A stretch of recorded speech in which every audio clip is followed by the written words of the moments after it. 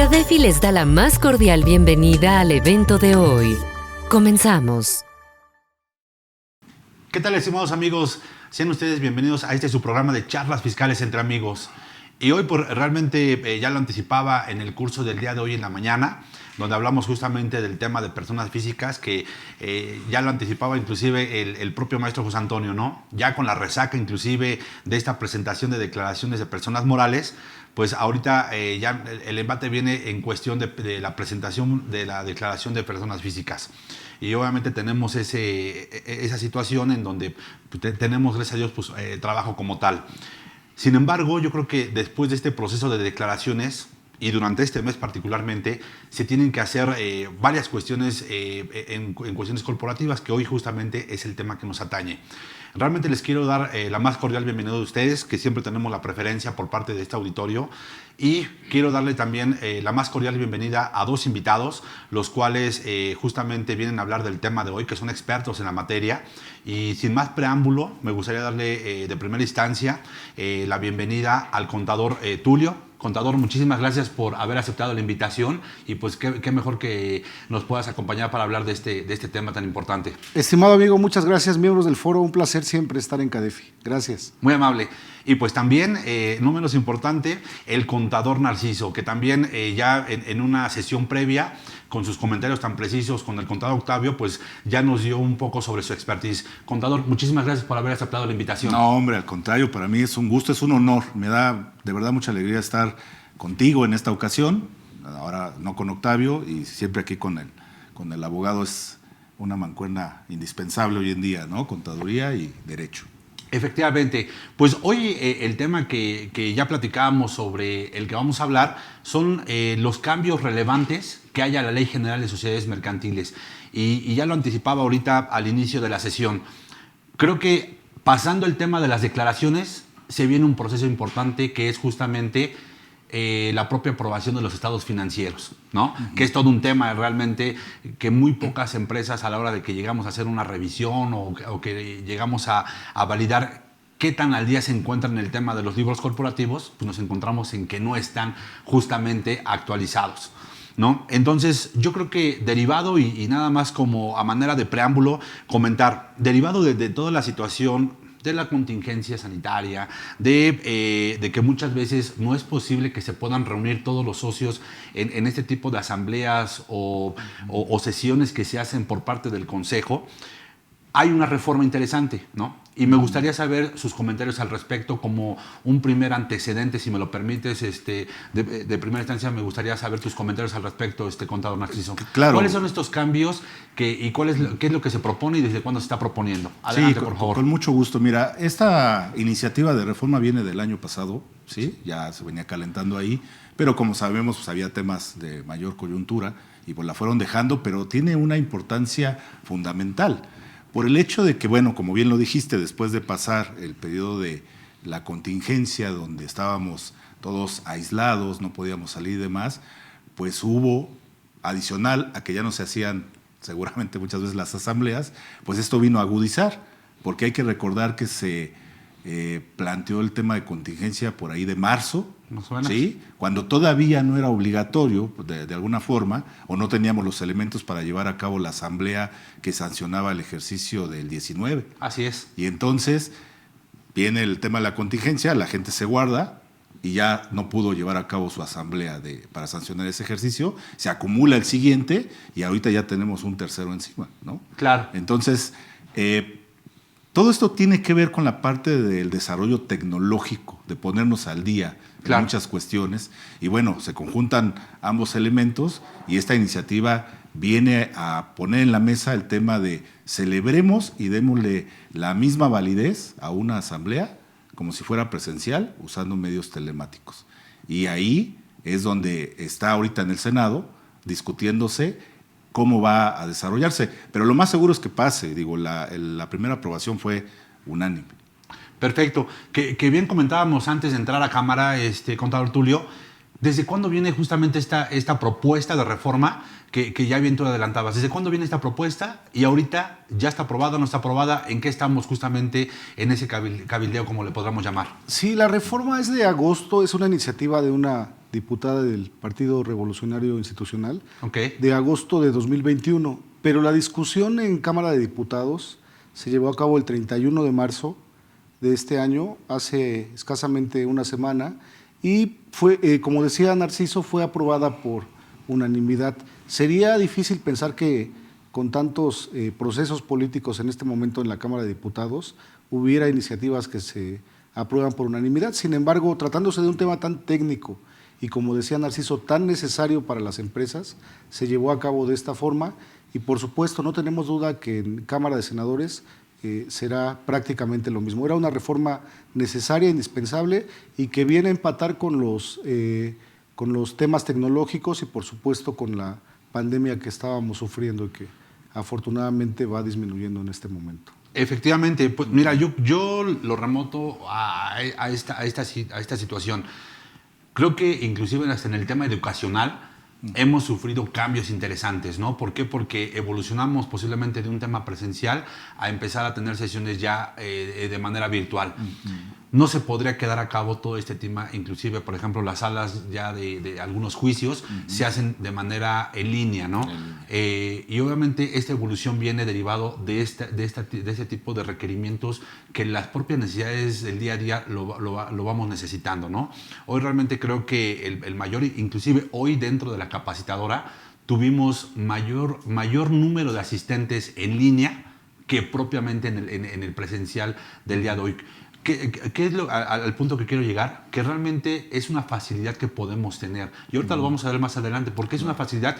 Porque desde mi punto de vista, creo que podemos estar dentro del cumplimiento normativo, pero obviamente no estando dentro de la manera presencial como tal. Entonces, ¿a qué se refiere la autoridad con estos medios telemáticos? Si me lo permites, contado Narciso, para que nos puedas dar un contexto general sobre las cuestiones telemáticas. Y yo les pediría, pues obviamente, que también, si quieren hacer alguna exposición de manera, pues nos sentamos en confianza. Hoy estamos hablando, como lo decimos, charla fiscal entre amigos. Digo, es la primera ocasión que tenemos de compartir foro, pero realmente para mí es un placer estar aquí con ustedes. Y los invitamos realmente a que hagan todas las dudas que lleguen a generarse sobre cómo pueden firmar las actas, que seguramente se puede ser una duda que se pueda tener, ¿no?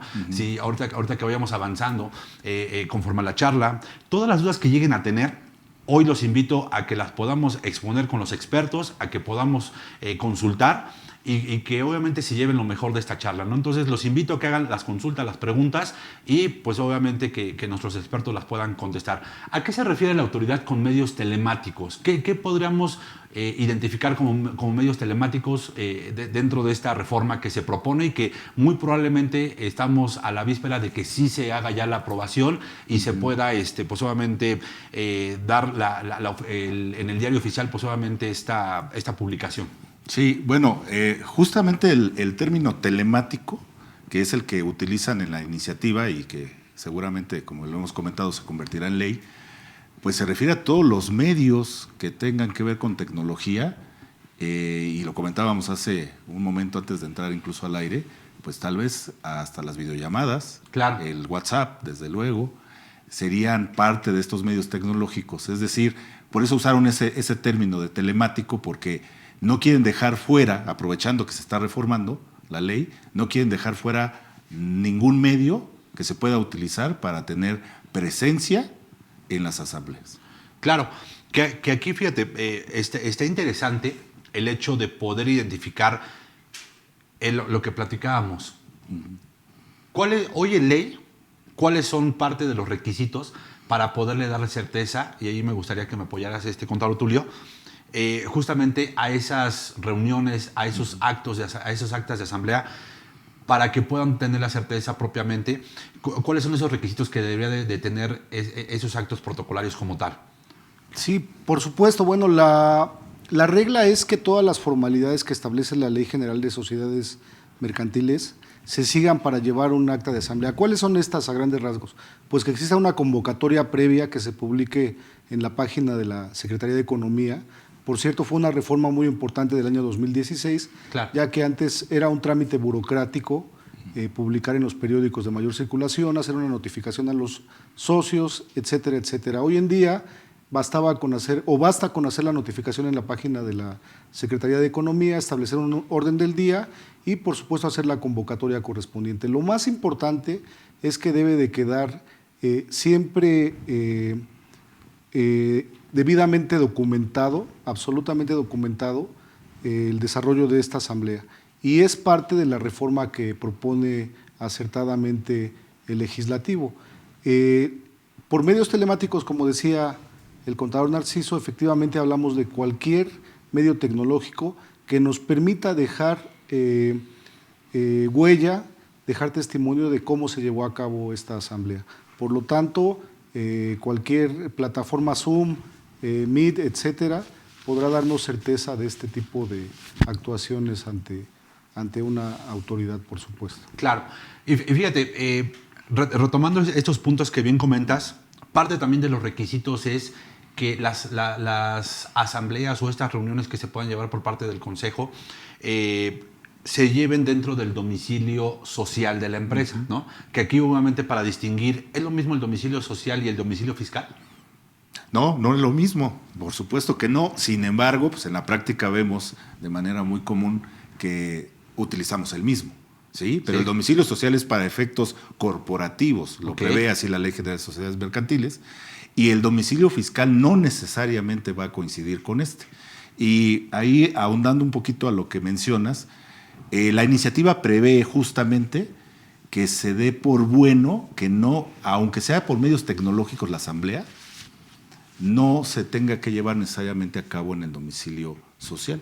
Y ese es me parece que es importante porque va a permitir que haya una flexibilidad en ese sentido. Es decir, bastará quizá con que el punto del servidor vaya, hablando de sistemas de cómputo, sí esté albergado en el domicilio social. Claro. Y los demás nos conectemos a y con esto daríamos cumplimiento a la ley. A la propia certeza de la propia reunión o justamente de la acta de asamblea o la asamblea más bien que se estaría llevando a cabo. Sí. Fíjate, yo te pregunto sobre el tema del domicilio porque muchas veces hay una confusión, ¿no?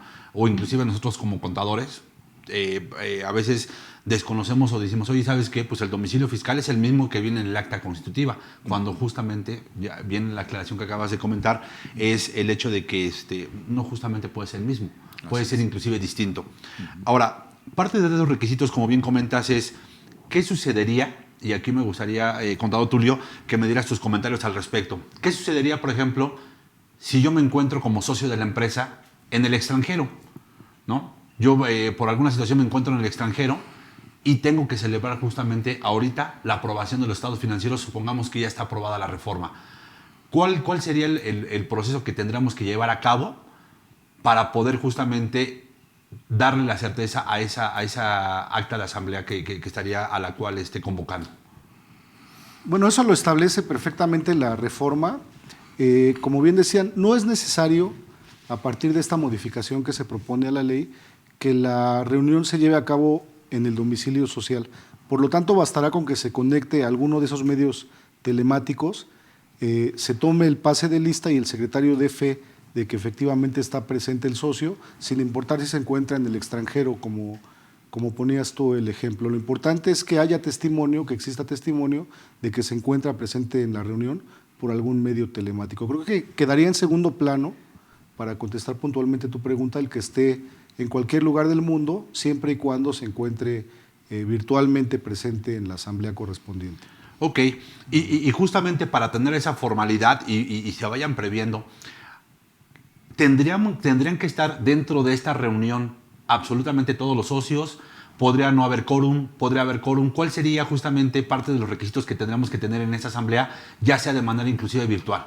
Bueno, esa parte por supuesto no se modifica. Claro. Es un requisito que prevé la Ley de Sociedades Mercantiles, que se establezca en primera convocatoria la mayoría de los socios y posteriormente en segunda convocatoria y en caso en tercera convocatoria los socios que se encuentren presentes en ese momento. Entonces, en este caso, pues la asamblea se puede celebrar sin ningún problema, siempre y cuando así se establezca en la convocatoria, con el número de socios presentes y cuando lo establezca la propia orden del día en esa circunstancia. Perfecto. Pues fíjate, interesante pues obviamente el hecho de que nos faciliten propiamente el poder tener el cumplimiento de esta parte en materia corporativa.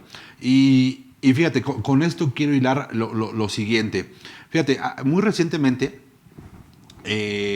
sucedió que quiere salir justamente un accionista, ¿no?, de una empresa. ¿Podríamos llevar a cabo este tipo de trámites ya con estos procesos, con esta generación de estos cambios de manera telemática, si es que se llega a aprobar ya la ley como tal? O sea, yo podría inclusive generar una acta de asamblea en donde yo pueda darle salida a alguno de los socios. Sí, claro. Fíjate que lo que se incorpora en esta iniciativa es los medios telemáticos, pero prácticamente todo lo que conocemos hoy de manera presencial se respeta. Únicamente están alineando esta parte. Por ejemplo, ¿cómo voy a dar fe de que los socios se conectaron, que estuvieron? No nos vaya a pasar como en las clases. Claro. Que le hablas al alumno y nunca te contesta, pero ahí está el icono de que aparentemente está conectado. Claro. Bueno, todavía no salen las reglas puntuales en ese sentido. La parte reglamentaria se proveerá después. Pero sirva de ejemplo esto.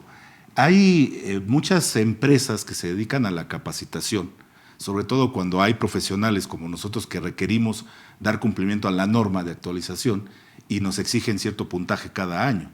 Entonces viene el tema de la pandemia, se abren a los sistemas virtuales, pero nos exige la Secretaría de Educación Pública que se sigan ciertos requisitos para que la constancia se pueda dar a la persona que acude. Entre ellos es que el video siempre esté encendido. Ok. ¿Sí? De entrada el video tiene que estar encendido, pero además tiene que tener el sistema una facilidad para captar el movimiento, es decir, no puede ser una imagen fija, porque podría ser una fotografía.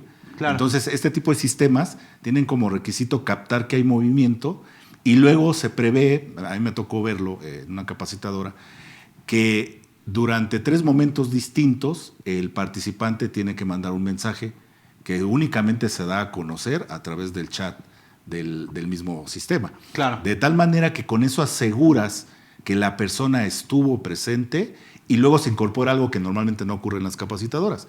Se hace una evaluación muy sencilla, pero que da fe de que algo del conocimiento lo captaste, que estuviste con el video ahí, que mandaste un mensaje, y con esto ya se cumple el requisito, ya se puede asegurar que Narciso estuvo presente en el curso. Entonces, seguramente vamos a ver algo muy similar en este tema de las asambleas. Ok, digo, porque se puede dar mucho un tema inclusive de suplir la identidad propiamente, ¿no? Claro. En donde, oye, yo apago apago la cámara y cómo tengo la certeza de que sí efectivamente la persona que está atrás de vía remota efectivamente esté, pues, sea el socio y que esté tomando obviamente las decisiones que se den de acuerdo a la orden del día como tal. Sí, déjame hacer un comentario. Y fíjate que dentro de la discusión que se llevó en Cámara, hubo una propuesta en ese sentido, ¿no? Se pedía por parte de algunos legisladores que se incorporara como requisito que un corredor o notario diera fe de que la asamblea se llevó a cabo. Pero bueno, si estamos buscando que sea de manera remota, pues eso obligaría al fedatario público a estar presente y la quitaron afortunadamente, porque creo yo que sí iba a ser como un impedimento, iba a coartar esa flexibilidad que se está buscando, ponerte de requisito que esté el corredor o el notario dando fe de que todos están y que se está llevando a cabo el acuerdo. Fíjate, valdría inclusive, digo, no sé, ahí obviamente ustedes conocen más a precisión esta parte, el hecho de que va a tener certeza, y ahí metiéndome un poco inclusive con el tema de las pruebas, las pruebas plenas que se podían otorgar en determinado momento por alguna situación, el hecho de grabar la propia sesión con la autorización propiamente de todos los socios, digo, como evidencia propiamente de que sí se tenga la certeza y la validez esta sesión. Sí, yo creo, no dudo que de hecho vaya a venir como uno de los requisitos fundamentales para darle certeza a los demás, Y obviamente cuando hablo de los demás en primera instancia, a los socios que no pudieron asistir, porque de ahí se derivan acuerdos importantes, y en un segundo plano, no por eso menos importante, pues a las autoridades, porque hoy en día sabemos que un acta de asamblea pudiera ser un soporte de lo que la autoridad llama materialidad. Claro. Entonces, bueno, pues también la autoridad va a querer tener un indicio que le permita decir sí se llevó a cabo la asamblea y el acuerdo respectivo, pues hay que darle la validez. Ok. ¿Algo que quieras agregar, mi estimado contador Tulio? Deberá ser materia de, por supuesto, del reglamento correspondiente, Sí. pero es muy importante tomar en cuenta que en todos los casos, aún en la actualidad, debe existir testimonio de que la asamblea se llevó a cabo, de cómo se llevaron los pasos de esa asamblea. E insisto, para esa parte es muy importante la función del secretario que lleva la asamblea. Él tiene la obligación de dar fe de cómo se desarrolla esta. Ya será a través, insisto, de los reglamentos que se prevea cómo van a actuar los medios tecnológicos para dar testimonio de la realización de cada paso de la misma. Por ejemplo, había códigos de validación. Recordarás tú que en las asociaciones, en los cursos que hemos participado, nos piden códigos de validación. Pero correcto. bueno, ya será cuestión de que el Ejecutivo, al emitir el reglamento correspondiente, haga lo propio y se prevea la forma de darle certeza. Ok. En este sentido, digo, ya que supongamos hagamos el acto propiamente de la celebración de la asamblea y obviamente que hagamos esta validación de que sí se está llevando a cabo propiamente la celebración de la asamblea y que estén los participantes, ¿de qué manera o hay algún cambio, por ejemplo, porque recordemos que todos los acuerdos o la minuta propiamente se tiene que firmar por los participantes?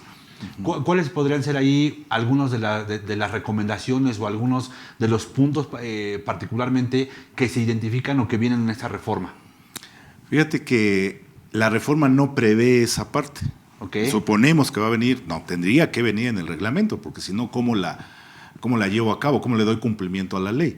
Viene a facilitarnos, pero no nos han dicho exactamente, esta parte es fundamental, esta que tocas. ¿Cómo voy a tener testimonio de que el socio A, el socio B, el socio C estuvieron de acuerdo, en desacuerdo, se abstuvieron del acuerdo, etcétera, ¿no? Pero a mí me parece que una pudiera ser la firma electrónica, que ya usamos para trámites ante el SAT, y hay que recordar que ya en código se incorporó hace algunos años la posibilidad de que la usaran los particulares para efectos particulares. Entonces, bueno, pudiera ser porque es un medio que legalmente hace prueba como si fuera la autógrafa. Claro. Entonces, eso permitiría. Y no hay que olvidar que al ser un medio telemático, seguramente siempre va a existir video. Y bueno, esa grabación de la que tú hablabas, donde yo alce la mano o exprese mi consentimiento o no, pues quedará grabado en ese medio y ya tendré yo la prueba de que voté en un sentido o en otro. Fíjate que ahí, contador Tulio, muchísimas gracias por los comentarios. Hemos tenido muchas dudas, inclusive por parte de nuestros amigos que nos siguen en este programa de charlas fiscales entre amigos, sobre cuál es el uso justamente de esa firma electrónica y cómo la podríamos utilizar. No sé si tengas algún comentario al respecto de cómo podrían hacerlo de manera electrónica y complementando lo que ya comentaba el contador Narciso. Sí, claro. Mira, es interesantísimo porque la Corte, durante la pandemia, inclusive emitió un criterio en donde decía que no era necesaria la firma para determinados trámites, tratándose precisamente de una situación de emergencia, pero acotaba exclusivamente a casos superiores. No tengo duda yo que en este caso la firma siempre será un requisito indispensable, sine qua non, para dar certeza de la existencia de los actos. No obstante, como decía Narciso, efectivamente tendremos que transitar a medios digitales. La firma electrónica seguramente ya no será solo un medio para hacer trámites oficiales, sino también se podrá utilizar, estimo yo, para este tipo de actos entre particulares y para dar certeza del consentimiento en todos los casos. Ok, hablamos de la firma electrónica. Sin embargo, por ejemplo, si yo no quiero utilizar mi firma electrónica para darle la formalidad a este acto que se propone por parte de la ley, ¿lo podrá hacer de manera autógrafa? Habría que ver ahí la respuesta, la da la propia reforma. Sí. El estatuto tendrá que prever los medios por los cuales se le otorga certeza a los miembros de la Asamblea o a los socios de la Asamblea de la validez de estos actos. Si el estatuto prevé que se recabará posteriormente, por ejemplo, se me ocurre la firma de todos los participantes, claro. Bueno, de esta manera le daremos certeza del consentimiento de los actos. Ok, ¿y qué pasaría si, por ejemplo, yo sí quiero firmar como socio de manera electrónica y puede ser un método híbrido? ¿Se podría? Híbrido, claro. ¿Podría ser un método híbrido? Sí, de hecho se prevé, fíjate, es interesantísimo porque la iniciativa lo prevé. Claro. O sea, dice, nos vamos a abrir a medios telemáticos sin dejar lo presencial. Es decir, pudiéramos asistir nosotros tres de manera presencial al acto, pero pudiera haber 30 gentes conectadas de manera remota en esa asamblea. Entonces, sí, claro. Yo me imagino nada más, por ejemplo, no sé si les ha pasado, un tema de cooperativistas, ¿no? Donde pudieran entrar en esta situación, ¿no? En donde puede ser que algunos digan, ¿sabes qué? Yo sí quiero dar mi opinión al respecto y digo, ¿entraría, por ejemplo, en el tema de las cooperativas estos actos? Sí, pues está dentro de la Ley General de Sociedades Mercantiles, la cooperativa está ahí, entonces me parece que sí. Mira, hay que recordar que se está reformando esta ley, ¿sí? Para que le demos validez seguramente a actos que ya ocurrieron. Seguramente hubo ya acuerdos que se tomaron de manera remota, pero el Código Civil ya lo prevía. Entonces, creo yo que solo estamos como empatándonos, llegando tarde, pero llegando. Ok. Fíjate, está bastante interesante y yo creo que nos puede dar, obviamente, para dar algunos supuestos y les quiero plantear lo siguiente. Bien comentábamos que que estos procesos se tendrán que hacer dentro del domicilio social de la propia empresa, ¿no? ¿Qué pasaba cuando, por ejemplo, el socio estaba en el extranjero o era un socio con residencia en el extranjero? Hoy, con este cambio de la parte telemática, yo me preguntaría si, por ejemplo, en los cambios que se prevén justamente, forzosamente, si yo no estoy dentro de un canal que tú comentabas, oye, tiene que, por ejemplo, el canal estar dentro de la empresa o debe estar dentro del domicilio social de la empresa, yo estaría ante una situación en donde ese acto esté fuera de la legalidad propiamente de ese acto corporativo? No, porque fíjate que la iniciativa lo prevé, es decir, al abrirse esta situación a medios telemáticos, se puede celebrar fuera del domicilio, ya lo va a permitir, solo que la misma iniciativa prevé que para que tengamos acceso a ello, tenemos que tenerlo en los estatutos.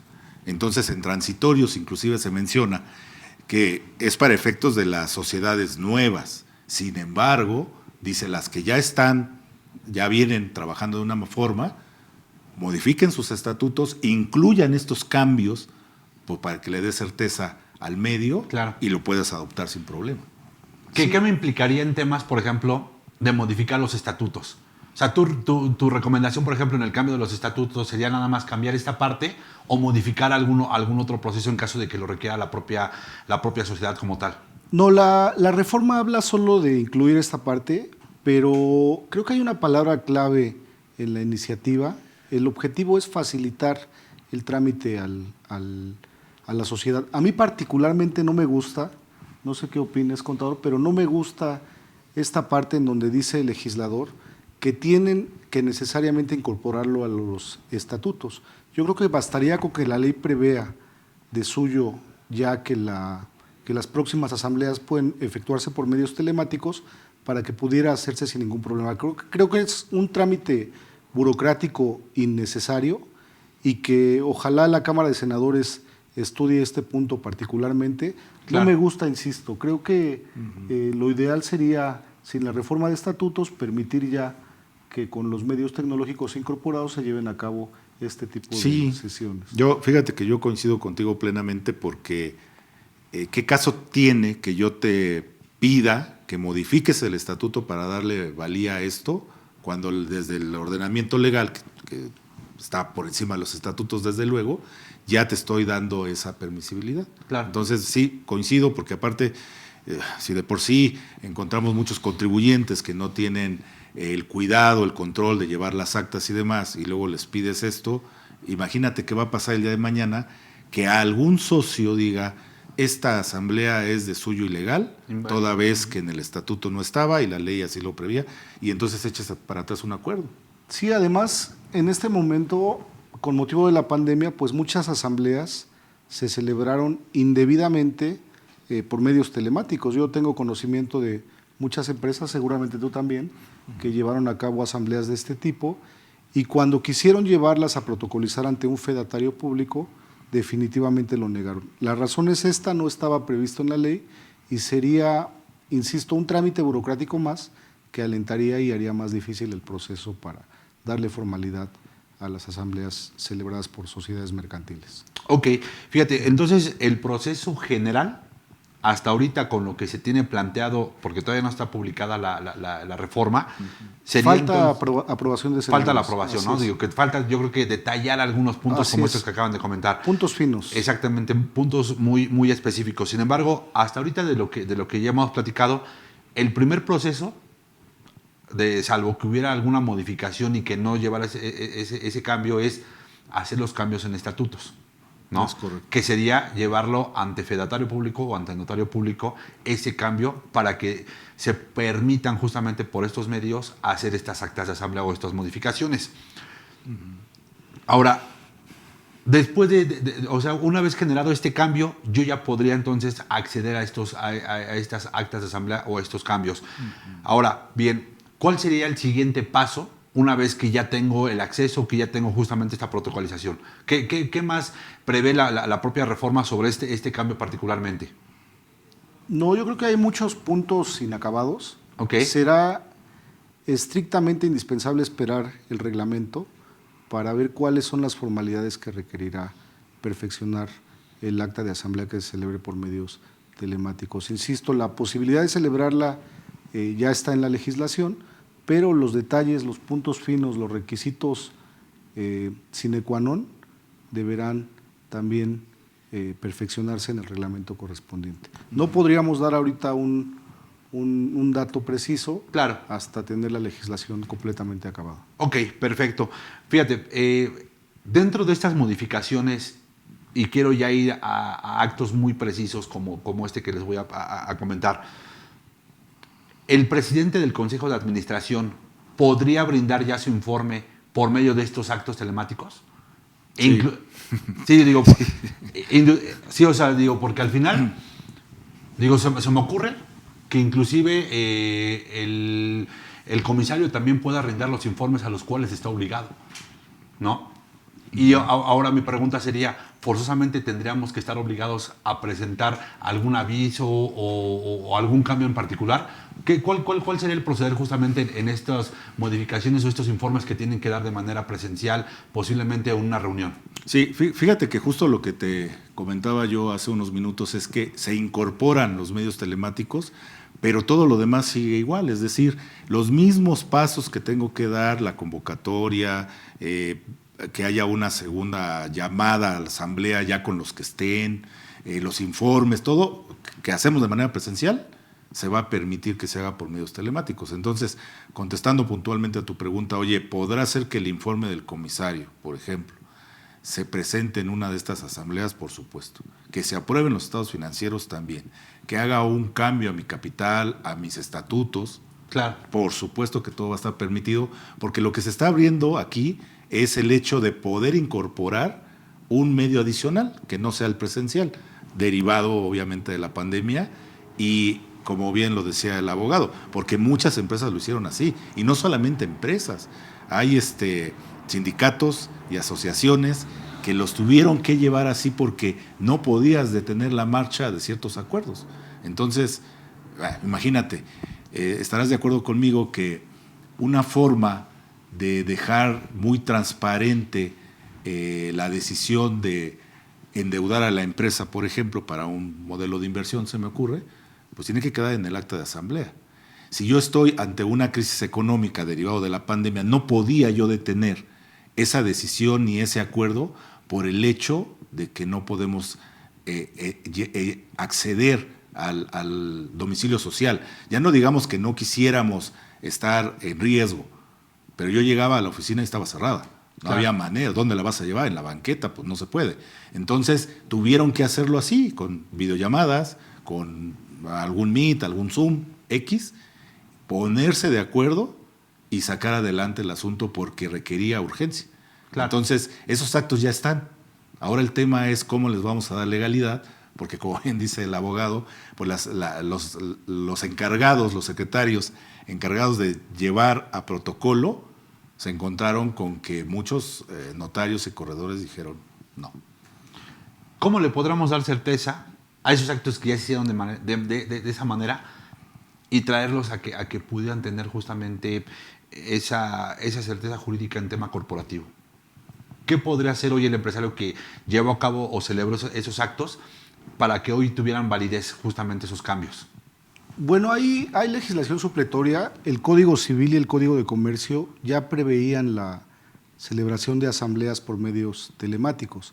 No obstante, se me ocurre a mí se prevé la existencia de un artículo en el Código Federal de Procedimientos Civiles, artículo 365, que dice que se suspende cualquier procedimiento cuando exista una situación de urgencia o de emergencia que impida la marcha normal del negocio. En este caso, haciendo uso de ese artículo que es perfectamente aplicable supletoriamente a la legislación común, podríamos reponer en todo caso esas asambleas para dar certeza de la aprobación de los miembros y alegar, por supuesto, el estado de emergencia para en todo caso no detener la marcha y la legalidad del negocio. Estamos hablando en todos los casos de actos lícitos, claro, de actuaciones urgentes que tenían una razón de ser para el funcionamiento de la entidad económica.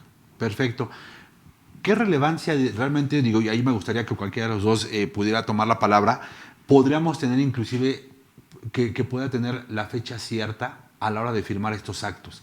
Digo, porque ya comentábamos que puede ser la firma de los documentos de manera híbrida, pero ¿qué relevancia podría tener en un futuro el hecho de que yo pueda firmar a los 15, 20 días o no firmar, o firmar por medio de medios electrónicos, el hecho de darle fecha cierta a los documentos que pueda firmar yo?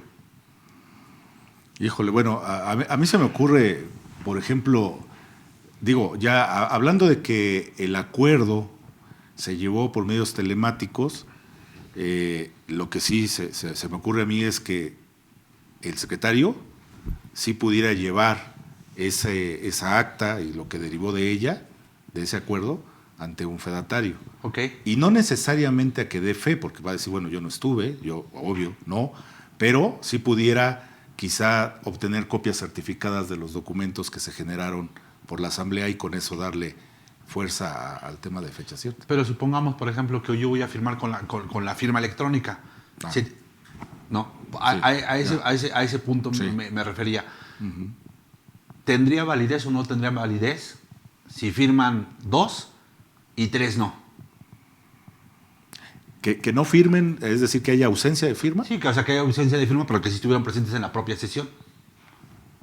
Digo, que se puede dar el caso. Claro. ¿Estás de acuerdo que se puede dar el caso? Entonces, por supuesto.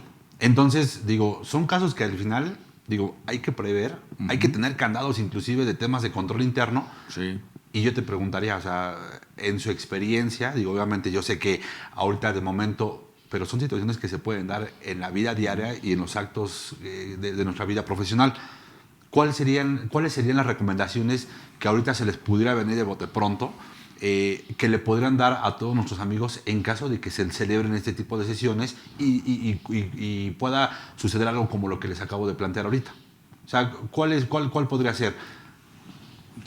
Bueno, creo que la más importante recomendación es, en todos los casos, dejar testimonio de la celebración de la asamblea. Hablaba yo hace un momento de un criterio de la Corte en el que señalaba que ni siquiera la firma en casos de emergencia en estado de necesidad era un requisito indispensable para dar validez a una actuación jurídica. Por lo tanto, si no está la firma, pero tenemos testimonio de la realización y de la aprobación por los miembros correspondientes, esa sería una prueba, si no contundente, que daría certeza en caso de tener que abordar o llegar a un litigio, de que el acto se llevó a cabo y que además se llevó a cabo con las formalidades y en forma lícita. Esa sería, creo que, la recomendación desde mi perspectiva más importante, dejar en todos los casos testimonio grabado, el medio telemático así lo permite, de que este acto se llevó a cabo y la fecha en que se llevó a cabo y cómo se desenvolvió por parte de los asistentes a ese acto jurídico, como lo es una asamblea.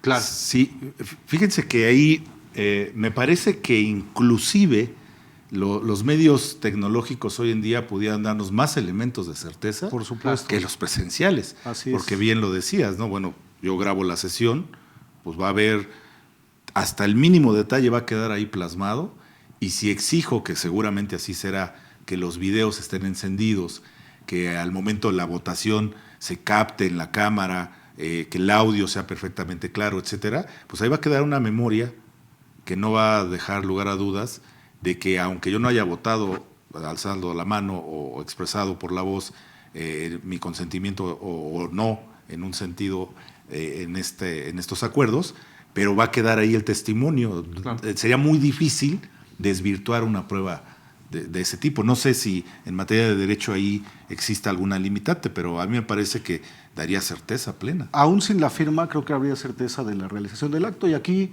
venimos se me ocurre un problema práctico que tenemos quienes postulamos cotidianamente, Sí. la simulación de actos. ¿Cuántas veces no determinada empresa, por necesidades propias de su operación, lleva a cabo algún acto jurídico y no hace la asamblea correspondiente? Posteriormente se simula esa asamblea, se pasa a firma y no hay testimonio bajo ninguna circunstancia de que se haya llevado a cabo. Eso en la práctica constituye un problema cuando la autoridad llega a hacer una revisión y cuestiona efectivamente esa celebración. El medio telemático viene a facilitar por una parte y a dar certeza de que existió huella digital y testimonio de la celebración puntual de ese acto jurídico. Creo que en todo caso hay que verla como un área de oportunidad, Claro. que viene a facilitar y que por supuesto también nos daría fecha cierta de la celebración de ese acto. Recordemos que fecha cierta es un concepto que no viene propiamente en la ley, es un requisito que nos dio la Corte al decir que los actos, precisamente para evitar esta simulación, debían de tener un testimonio de que se habían llevado a cabo. Por lo tanto, si lo empatamos bien con la legislación, que haga su trabajo correspondiente el legislador y el ejecutivo a través del reglamento, Claro. también el medio telemático podría dar certeza de este requisito, de fecha cierta. Aún y supliendo, ¿tú consideras desde tu punto de vista que podría suplir nada más con la pura grabación, la propia firma y la autorización como tal? Si lo establece la legislación, por supuesto. En este Ok. momento la firma es el testimonio de la aprobación sine qua non en todos los casos. Sin firma no hay validez de un acto jurídico. Habrá que ver esa parte y yo estoy seguro que estamos ya en este momento transitando a medios electrónicos. La firma Claro. electrónica ya es un requisito oficial. Seguramente todo. también lo será para actos entre particulares. Entre no sé qué particulares. opines ahí. Sí, doctor. lo que he visto en la práctica es que ya comienza a adoptar el particular el uso de la firma electrónica. Y ahorita mencionaste algo muy importante, esa famosa huella digital que queda al usar los medios tecnológicos, pues le van a dar certeza de inclusive en dónde estaba. Hay que recordar que, por ejemplo, los bancos ya nos geolocalizan. Claro. Y tú quieres usar tu token móvil, que lo tenemos aquí hoy en día, y estás fuera del área que acostumbras y no te permite, no te deja. O sea, tienes que avisar primero al banco para que él sepa que el dispositivo, bueno, que tú te vas a conectar en una latitud diferente a la que normalmente lo haces. Ok. Y de hecho entras y te dice, oye, permites la geolocalización, le tienes que decir que sí, si no, no puedes usarla, ¿no? Pero aquí, imaginemos ahora en el tema de los acuerdos que se pueden llevar en una asamblea propiamente dicha, pues yo podría tener certeza perfectamente, con los mismos medios, de en dónde estaba el licenciado, dónde estabas tú y dónde estaba yo en ese momento. Claro. Ok, digo, interesante. Yo creo que los comentarios que realizan al respecto sobre cuáles podrán ser las formalidades que podríamos tener propiamente de estos cambios. ¿Crees conveniente, licenciado, generar algún contrato, algún convenio, aparte del cambio de los estatutos, para que justamente los socios vayan acontando este tipo de cuestiones en las asambleas que se lleguen a celebrar o en las reuniones que se lleguen a celebrar por parte del Consejo o por parte de las juntas corporativas que se lleguen a tener? ¿crees conveniente que pudiéramos tener esa salvaguarda por medio de un contrato, un convenio de estas reuniones? No, absolutamente yo lo veo innecesario. En todo Ok. caso, lo importante, acorde con la reforma, es la celebración de la asamblea y, por supuesto, darle publicidad con los miembros de la sociedad.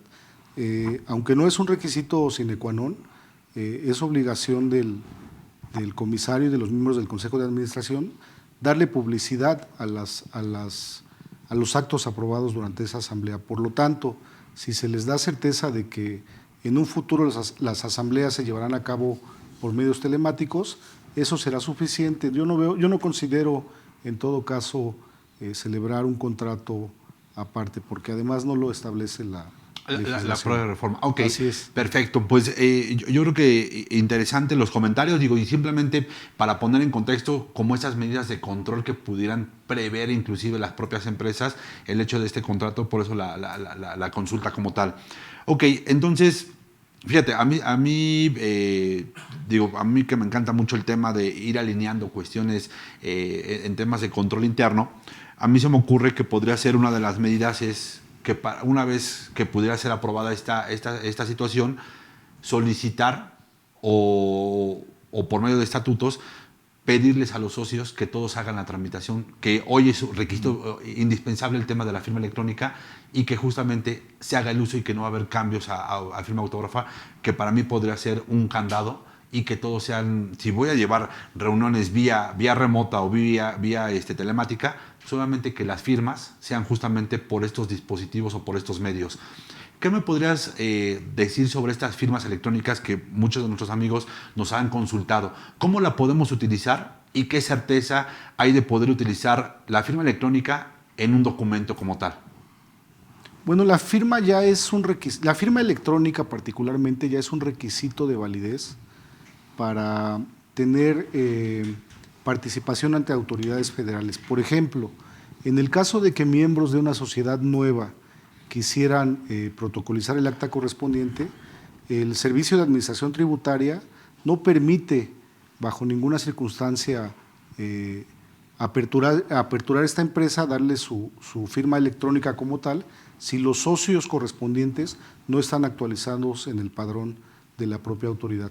Por lo tanto, esta transición pues ya es un hecho sostenible, ya es actual y no podríamos bajo ninguna circunstancia contemplar la realización de actos jurídicos en lo futuro sin estos medios tecnológicos. Creo que la firma de puño y letra va a quedar en desuso y necesariamente tendremos que transitar a la tecnología. Perfecto.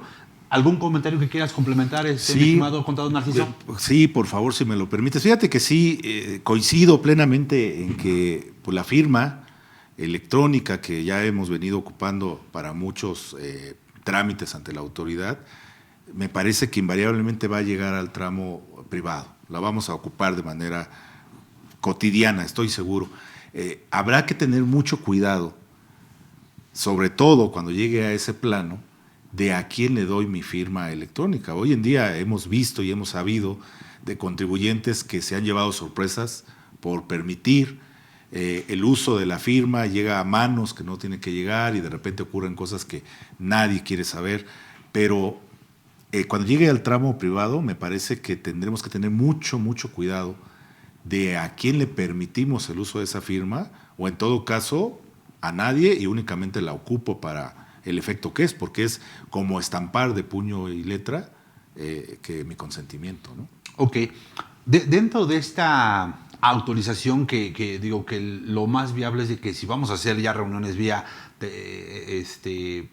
telemáticas donde podemos estar en cualquier parte del mundo y obviamente va a ser virtual, ¿cuál sería el proceso para justamente darle la certeza? Entendamos que tiene la firma electrónica la empresa y que simplemente deben de firmar personas, obviamente como puede ser el administrador único o el presidente del Consejo de Administración, que son los que tienen justamente los poderes como tal. ¿Cuál tendría que ser ese proceso para darle certeza justamente a estas actas y a ese proceso como tal? En el tema de la firma electrónica, digo, si me lo permites, la consulta.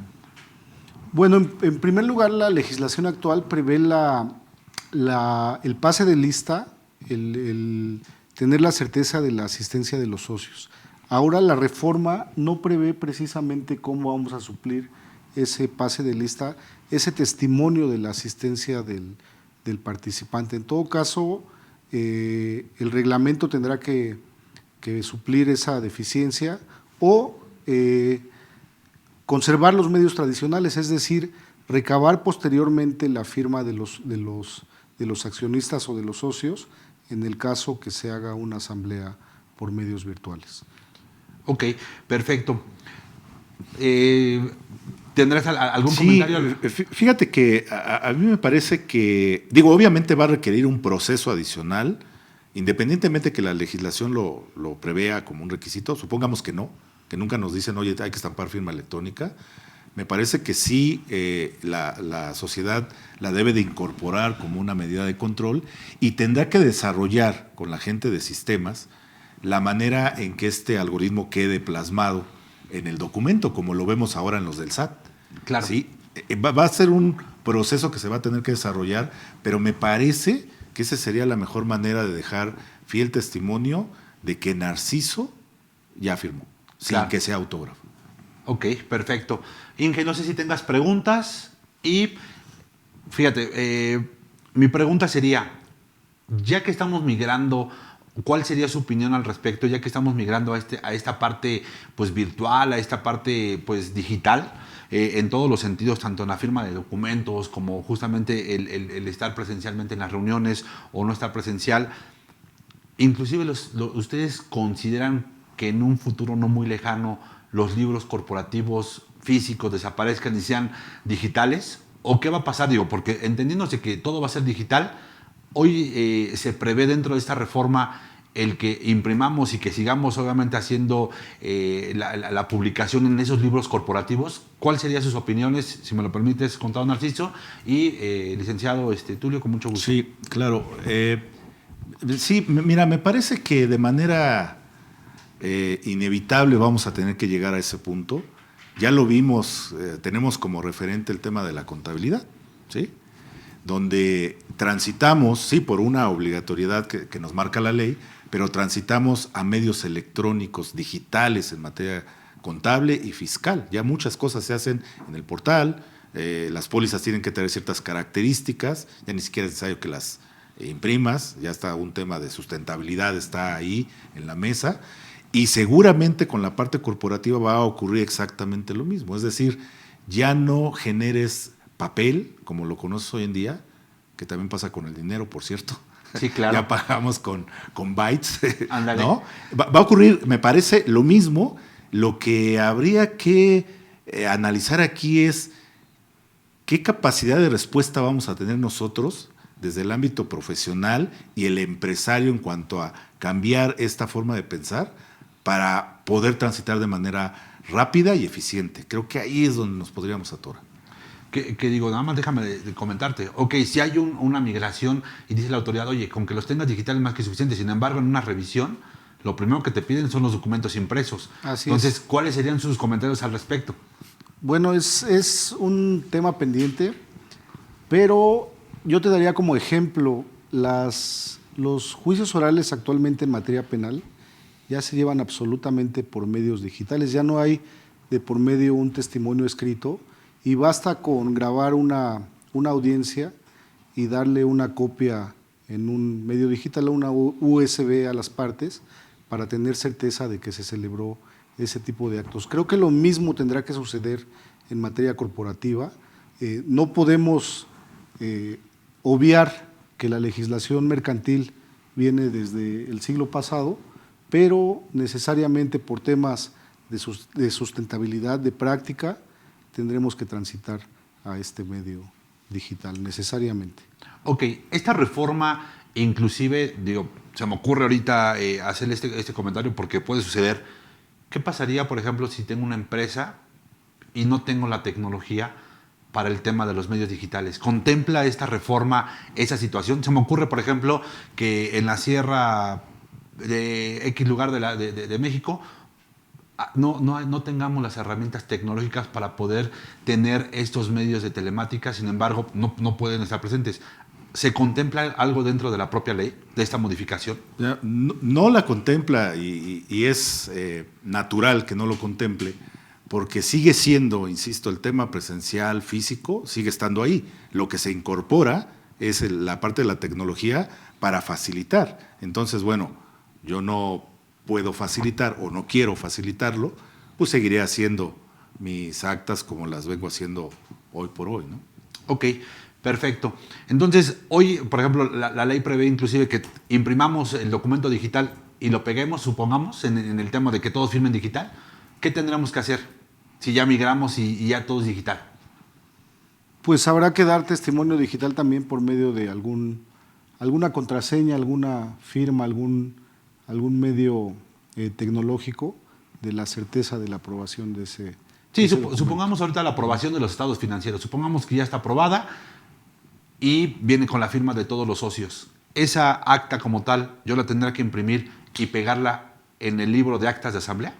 Conforme a la legislación actual es un requisito que esté por escrito. Todavía hasta el momento la modificación a la ley es. no prevé que sea nada más digital la propia acta, sino la tendremos que pegar en el libro de actas que tradicionalmente venimos utilizando. Sí, aquí hay que tomar en cuenta y hay que subrayar que, hablando por ejemplo de esta formalidad que es el libro de actas, que es el que recibe propiamente las actas, ese no cambia, ese sigue idéntico, igual. Es decir, yo tendré que incorporar en la foja siguiente el acta que acabo de celebrar última y la tendré que poner ahí.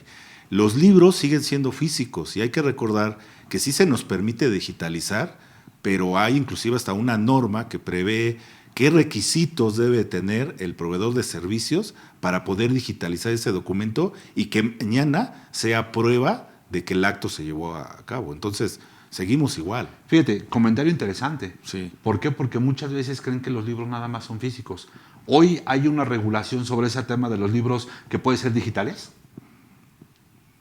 No propiamente los libros, me parece, pero lo que sí recuerdo es que cualquier documento, podría ser inclusive un contrato, si yo lo digitalizo, tiene que cumplir ciertos requisitos el proveedor para que se le dé validez a esa copia fiel del original. Sí, es una legislación inacabada. Actualmente el medio es escrito, no podemos contemplar como tal el medio digital porque debe existir el testimonio. Insisto, el Código de Comercio es del siglo pasado y por lo tanto también habrá que acatar en esa parte los requisitos que se prevén para los libros de actas. Perfecto. Si hay un par de preguntas aquí por parte de nuestros amigos que nos están siguiendo, los cuales, si me permiten, con mucho gusto quisiera dar lectura y obviamente que nos apoyen con la contestación. Estela Cuero nos dice, buenas tardes, excelente tema. Mi pregunta, si estando reunidos todos los socios deciden llevar a cabo una asamblea de accionistas, ¿es válida aún y cuando no hubo convocatoria previa? No, definitivamente no. Creo que ahí hay que hacer una diferencia entre acuerdos corporativos, en los cuales evidentemente los socios, aún la totalidad o parte de ellos, pueden llevar a cabo acuerdos como tales para el funcionamiento de la empresa. Pero propiamente una asamblea requiere de una convocatoria como una formalidad para su validez. No podríamos estimarla de este modo si no existiera este requisito, que además debe publicarse en la página de la Secretaría de Economía. ¿Y cuál es la razón fundamental de esto? Sí. Este tipo de acuerdos de asamblea no solo trascienden a los socios. Los acuerdos de asamblea surten efectos frente a terceros y por lo tanto, si no existe esta publicidad que se da a través de la publicación en la página del gobierno, no tendría validez este acto como tal. Es necesario. Perfecto, muy bien. La siguiente pregunta nos la hace, y muchísimas gracias, licenciado, la hace Héctor Nogues Flores, dice, saludos a todos, ¿cuántos y cuáles son exactamente los libros corporativos? Que esa es una primera pregunta. ¿Qué deben llevarse y dónde puedo conseguir físicamente dichos libros? Entonces digo, no sé si gustes contestarnos primero cuántos son los libros corporativos, licenciado. Sí, claro. Mira, tenemos obviamente el libro de actas de asamblea. Que regularmente, ¿qué se plasma aquí? Las asambleas. Mínimamente una al año, ¿no? Exactamente. Claro, que lo correcto debería de ser que estuviéramos celebrando asambleas cada mes, Ok. porque las decisiones que se toman, al final se ejecutan, pero dejamos de lado justo dejar evidencia de que tomé un acuerdo para conseguir un préstamo, para invertir en un mercado, que tomé un acuerdo con respecto a qué voy a hacer con el tema de la subcontratación, se me ocurre, ¿no? Claro. Es decir, las actas de asamblea son una bitácora que marca la vida de la entidad propiamente dicha. Entonces, deberíamos de celebrarlas no cada año. Eso es importante porque ahí se aprueban los informes financieros y se dan los resultados del rumbo que ha tomado la compañía y probablemente de lo que ocurrirá el siguiente año. Pero los demás van haciendo prueba de las decisiones que voy tomando. Entonces deberíamos de tenerlo. Libro de actas de asamblea, el libro de socios o accionistas, ese es muy importante porque la misma legislación prevé que se reconocerá como titular de la acción a quien esté en el libro, no a quien tenga el documento. Así es. Entonces, si no existe ni siquiera el documento y alguien con conocimiento quisiera atacar a la entidad, pues ahí tiene un arma perfecta, no hay libro de socios. O imagínate que él lo hace, no sé, se me pueden ocurrir muchas cosas. Claro. ¿no? Porque, repito, ese libro le da la titularidad de las acciones a quien su nombre aparezca ahí. Entonces, imagínate si no tenemos libro. Claro. ¿No? El problemón que te metes ahí. Sí, claro. Son principalmente y el libro de donde se lleva el control del capital. Y esos son los libros corporativos que debemos de tener. Ok, ¿físicamente las acciones tienen alguna validez? No, Digo, por ejemplo. Claro, por supuesto. Claro. Sí, dependiendo del tipo de sociedad de la que Ok. estemos hablando, pero desde luego hay que recordar que la acción es un título de crédito, de valor, que aunque no está contemplado curiosamente en la ley de títulos y operaciones de crédito, pero sí en la legislación mercantil. Entonces, ese documento es el que avala que tengo tenencia de parte del capital o parte de derecho a parte de la utilidad quizá, dependiendo del tipo de documento que yo tenga. Tampoco los tenemos, ¿sí? Es más, yo diría que es así como... voy a hacer un comercial, como Sí, Santa adelante, Claus, adelante. como Santa Claus, porque todo el mundo dice que existe, pero Nadie pocos los ha visto. o nadie lo ha visto, ¿no? Claro. Sí, hay que tener las acciones, la misma legislación prevé los requisitos mínimos que debe de tener e inclusive algunas leyendas que menciona literalmente, aunque el estatuto no las prevea, tú me las tienes que poner en el título accionario para que tenga validez.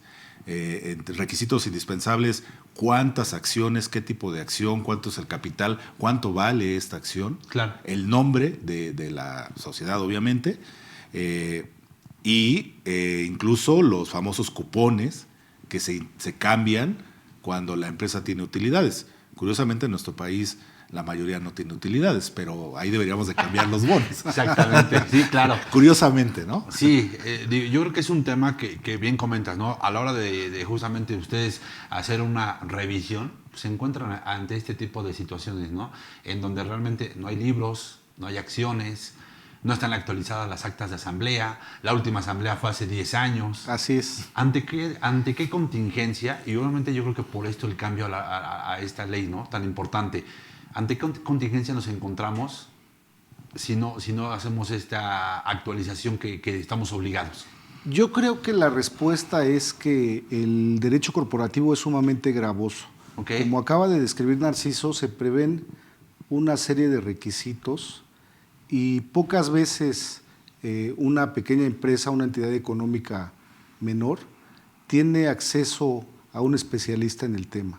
La clave es cumplir con los requisitos de ley, pero no necesariamente un especialista, un abogado corporativo, un especialista en libros, en actas, un fedatario público, es un profesionista que preste servicios en forma cotidiana. Entonces, esa es la razón fundamental de que el 90%, estimo yo, de las entidades económicas 99% dice Narciso, Sí. carezcan de libros corporativos y sociales debidamente actualizados. Habrá que modificar esta parte y esta reforma abona mucho a facilitar ese cumplimiento. Si la asamblea está debidamente grabada y hay testimonio de ella, vamos a poder obviar los libros siempre y cuando la reforma permita transitar en ese sentido. Derivado de un incumplimiento, y ahorita seguimos con el tema de la pregunta porque hay algunos datos que ya ahí medio alcancé a captar, pero fíjate, me gustaría irme a este punto. El no apegarme a la parte normativa en cuestión corporativa, ¿podría traerme consecuencias penales? Por supuesto que sí tiene consecuencias fiscales y penales, definitivamente. Fíjate, ahí me gustaría que ahondara un poquito porque todo es derivado de no hacer actas, de no tener los libros corporativos alineados. ¿Cuáles podrían ser esas repercusiones, tanto en cuestión posiblemente una demanda, por ejemplo, civil, mercantil o una demanda penal? Por favor, digo ahí, no sé. Sí, a mí se me ocurren varias cosas, ¿no? Pero yo te diría, mira, hay que recordar que la materia especial es esta, la mercantil, pero obviamente convive con otras legislaciones donde tenemos que dar cumplimiento. Y una con la que nosotros vivimos todos los días es el tema fiscal. Ok. ¿Sí? Entonces, hay que recordar que los libros ya están dentro del concepto que la autoridad maneja como contabilidad. Claro. Entonces, si el auditor, la autoridad llega y me pide la contabilidad y es un auditor que sabe su trabajo, no se va a conformar con que le ponga yo las carpetas con pólizas, el sistema y demás. Yo recuerdo algo que se me hizo exageradísimo en la reforma al código en el 33 del reglamento, Sí. Que te piden el diagrama y la forma en que funciona el sistema que usas para contabilizar. Ok. Por Dios, digo, no vamos a decir marcas, pero ¿estás de acuerdo que cuando tú compras una licencia para poder usar un software, pues nunca vas a tener acceso al diagrama ni a la forma en que opera el sistema? Claro. Entonces, esa parte te puede llevar a un incumplimiento en materia fiscal, y hay que recordar que si no hay libro de actas, una problemática también que se presenta es que entonces los socios se hacen responsables solidarios, aunque no estén en la administración, porque no tuvieron cuidado de que las actas se llevaran a cabo. Entonces, ahí tienes un tema. Otro tema pudiera ser, se me ocurre a mí, porque aparte creo que eso viene muy fuerte, el tema de prevención del lavado de dinero. Entonces, si yo no tengo perfectamente claro y descrito en un acta de asamblea cuál fue el porqué, la razón de negocios, por qué llevé a cabo estos pasos, pues me puedo meter en un problema de probar que actué de manera correcta. Porque puede ser que me acusen sin fundamento, pero si a eso le sumamos que yo no tengo elementos para demostrar que tuve la necesidad de tomar esa decisión, pues ya me platicarás de qué cigarros fuma el contribuyente Sí, claro. para llevarle. Fíjate, ¿podría derivar esto en una situación de una mala administración? Pues, por ejemplo, que le puedan fincar al presidente del Consejo de Administración. Creo que esa es la respuesta contundente a la falta de libros de actas, una mala administración. En materia penal, cuando llega un auditor a observar este tipo de conductas, lo califica como simulación de actos. Y esto pues tiene un origen necesariamente ilícito. Hablaba el contador Narciso, por ejemplo, de el lavado de dinero, pero hay múltiples conductas que llevan a la simulación de un acto. Y en materia fiscal, siempre es requisito para darle certeza al SAT de la realización de un acto económico la materialidad, la sustancia y la materialidad.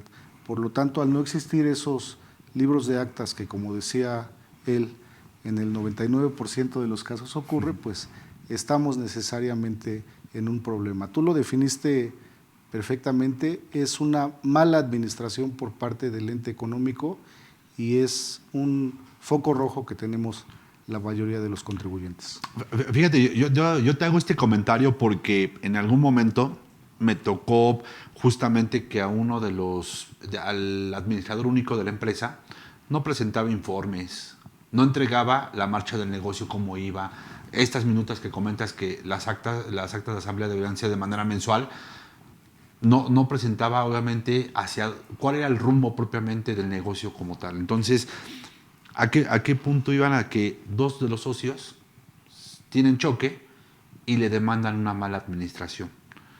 Como no hay informes, no hay materialidad, no hay actas, no hay libros corporativos, la contabilidad pues obviamente está hecho un desastre, obviamente le demandan pues que inclusive hizo saqueo de la propia empresa, ¿no?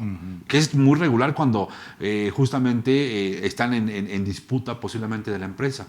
¿A qué punto voy? Pues obviamente que se metió en problemas legales y penales este socio. ¿Por qué? Porque al final del día no documentan, y el alcance que tuvo, pues evidentemente fue un tema de un delito que se le pudo haber configurado en tema penal, ¿no? Afortunadamente se pudo desvirtuar esta situación, pero estas son justamente los grandes problemas en los que se encuentra muchas veces el empresario, no al tener desconocimiento, porque eso no le exime de la obligación. Es correcto. Sin embargo, sí a no tener un control debido dentro de la parte corporativa, ¿no? Entonces, yo creo que en este sentido, bastante acertados los comentarios que hacen. ¿Y qué es lo que hace esta reforma? Pues justamente ir alineando y facilitar el cumplimiento, porque yo lo veo de esa manera. ¿Cómo vas a hacer? A ver, ¿sabes qué? Ok, no tienes tiempo, no tienes, estás en otra parte, porque pues, obviamente hay algunos empresarios que están o de viaje, no viven en la ciudad y es difícil que se puedan reunir. Bueno, aquí te doy una herramienta para que puedas estar alineado al cumplimiento de los libros corporativos, ¿no? que ya comentábamos. Sí. ¿Cómo? Por medio de estas medidas, ¿no? Entonces, si me lo permiten, vamos a seguir con la pregunta y gracias por los comentarios al respecto. Fíjate Adelante. Que hace unos minutos tú comentaste que te gusta mucho la parte del control y demás, y se nota inclusive en tus comentarios, ¿no? Siempre haces referencia a la parte de tener bien claro el objetivo y la forma de llegar ahí. Yo diría que inclusive hay que recordar aquel refrán que reza que a río revuelto, ganancia de pescadores. Entonces, si no tienes por lo menos un informe mensual en un acta de cómo se está pasando las cosas, el resultado va a ser algo como lo que tú Pero dices, ¿no? Volvemos al tema, permíteme que te interrumpa. ¿Cuántas empresas tienen acceso a un profesionista calificado para llevar este tipo de actos? Creo que la clave está en facilitar al contribuyente el conocimiento del manejo y de la parte administrativa de la empresa. Sería imposible, inacabado, estimar que se va a cumplir con los requisitos si no le damos esas herramientas particularmente. Y conciencia yo sumaría, porque hay empresarios que conocen el tema, pero no le hacen caso. Es correcto. Es decir, eso, no, yo qué voy a andar gastando en libros, ni siquiera sé dónde los consigo. ¿No? Claro. Te pone Héctor, ¿dónde los consigo? Hay proveedores de este tipo de sí, que inclusive te los folean, le ponen el nombre, el logotipo. Fíjate, y ya retomando yo para cerrar justamente esa pregunta, ¿cuáles serían esas características de estos libros? Forzosamente debe venir el logotipo de la empresa, deben de venir foleados. O sea, ¿cuál sería esa característica de esos libros? La característica ahí súper importante es que venga foliado. Ok. Foliado. Ya lo demás de qué tipo de pasta ocupas, qué tipo de papel, que si trae el logo, que si no, yo diría que ya son cuestiones de forma, de cómo quiero presentar mi libro, vaya. Pero lo importante, pues obviamente es que tenga las actas y que vengan foliados. No puedo dejar sin folio ninguna hoja, porque esa es la manera, es el candado que pusieron ahí para que no se sustituya o se metan hojas que no y demás, ¿no? Tiene que venir foliado. Dentro de esta formación, por ejemplo, supongamos, yo no estoy alineado en los últimos 10 años. ¿Hay forma de poder regularizar esta parte corporativa? Sí. No solo hay forma, creo que es necesario que todas las empresas estén actualizados aún 10 años atrás. Sí, los que fueren, porque insisto, es la historia de la entidad económica, cómo transitó en el transcurso de los años, cómo fue transitando. Entonces, si no están los libros, hay que hacerlos. Claro, ya no es lo mismo estar redactando un acta en el momento que ocurre o minutos después, a estar buscando información que a lo mejor ni siquiera tiene la empresa. ¿Por qué? Hablando del acta de cada año, la que es forzosa, pues tengo que presentar los estados financieros, hay que ver si los tiene. Tengo que presentar datos puntuales como cuánto se pagó de renta, qué utilidad fiscal hubo, si fue pérdida, también en el tema financiero, y qué se decidió hacer con ese resultado. A lo mejor ya ni son los mismos socios. Es decir, podemos encontrar obstáculos muchos, pero me parece que es indiscutible que tengo que hacer el esfuerzo por ponerla al día. Sí, yo agregaría ahí que la ley establece varios candados para que esto no ocurra, que desafortunadamente también desconocemos. Uno de ellos es que cualquier socio o accionista de la empresa tiene derecho a solicitar la rendición de cuentas. Claro. ¿Y cuál es el resultado de que no se haga esta rendición de cuentas? Tú lo acabas de mencionar. Podemos denunciar al administrador o al consejo de administración por una probable administración fraudulenta. Y esto se puede evitar también a través de las funciones que realiza propiamente el comisario. El comisario tiene el deber ineludible que le da el acta constitutiva de revisar que todas las formalidades que prevé la ley se cumplan a través de su función de vigilancia. Esto desafortunadamente lo desconocemos y en muchas ocasiones ni siquiera está en funciones el comisario. Entonces son temas puntuales que el contribuyente, el accionista, debe conocer en todos los casos cuando constituye una empresa, salvo el caso excepcional de las empresas simplificadas, en donde una sola persona puede ser miembro de una sociedad. Okay. Fíjate que hay un punto súper importante. Bueno, es que la Ley General de Sociedades Mercantiles está plagada de cosas importantes, y desconocidas y demás, ¿no? Pero, por ejemplo, el tema del comisario. Llegas, sí, la empresa está debidamente constituida, medianamente tiene algunas actas, demás, revisas y te encuentras que el comisario es el empleado de mayor confianza de los socios, ¿no? Pero no tiene el perfil. Claro. Porque también eso hay que decirlo. O sea, el comisario tiene un perfil, el contador. O sea, no hay. ¿Por qué? Porque tú revisas los informes financieros y presentas una opinión, emites una opinión. Entonces no puede ser cualquier persona tampoco el comisario. Ahí también hay que tener mucho cuidado. Si vamos a buscar alinear y cumplir, hay que hacerlo bien. Porque de repente, híjole, encuentras que el comisario es de chocolate. Sí. No. Sí, o sea, fíjate que hay cosa interesante. ¿Qué responsabilidad a la hora inclusive de firmar ya por estos medios podría tener el comisario? Bueno, su responsabilidad está establecida en la propia legislación y es el órgano de vigilancia de la empresa. Al no cumplir esa función, por supuesto, tiene una responsabilidad solidaria en las posibles irregularidades que pudieran determinarse, sobre todo ponibles frente a terceros. Alguna mala administración que trascienda no solo a los socios de la empresa, sino a algún proveedor o acreedor de la misma, tiene indudablemente una responsabilidad muy marcada y puntual el comisario. Ok, como consulta, ¿a los cuántos informes o falta de informes yo podría demandar justamente una actividad fraudulenta? ¿O cuál sería uno de los indicios para poder yo, en la calidad de socio, solicitar una rendición de cuentas? Bueno, la ley prevé que cuando menos una vez al año, durante los primeros 4 meses del año, debe rendirse el informe por parte del administrador o el consejo de administración. Yo diría que a la primera irregularidad manifiesta tienes derecho ya a solicitar la rendición de cuentas y en todo caso a denunciar el mal manejo de la empresa. No es necesario, por lo tanto, esperar que esta conducta suceda reiteradamente, sino desde el primer acto indebido tienes derecho a hacerlo conducente. Okay. Sí, con las asambleas ocurre, ¿no?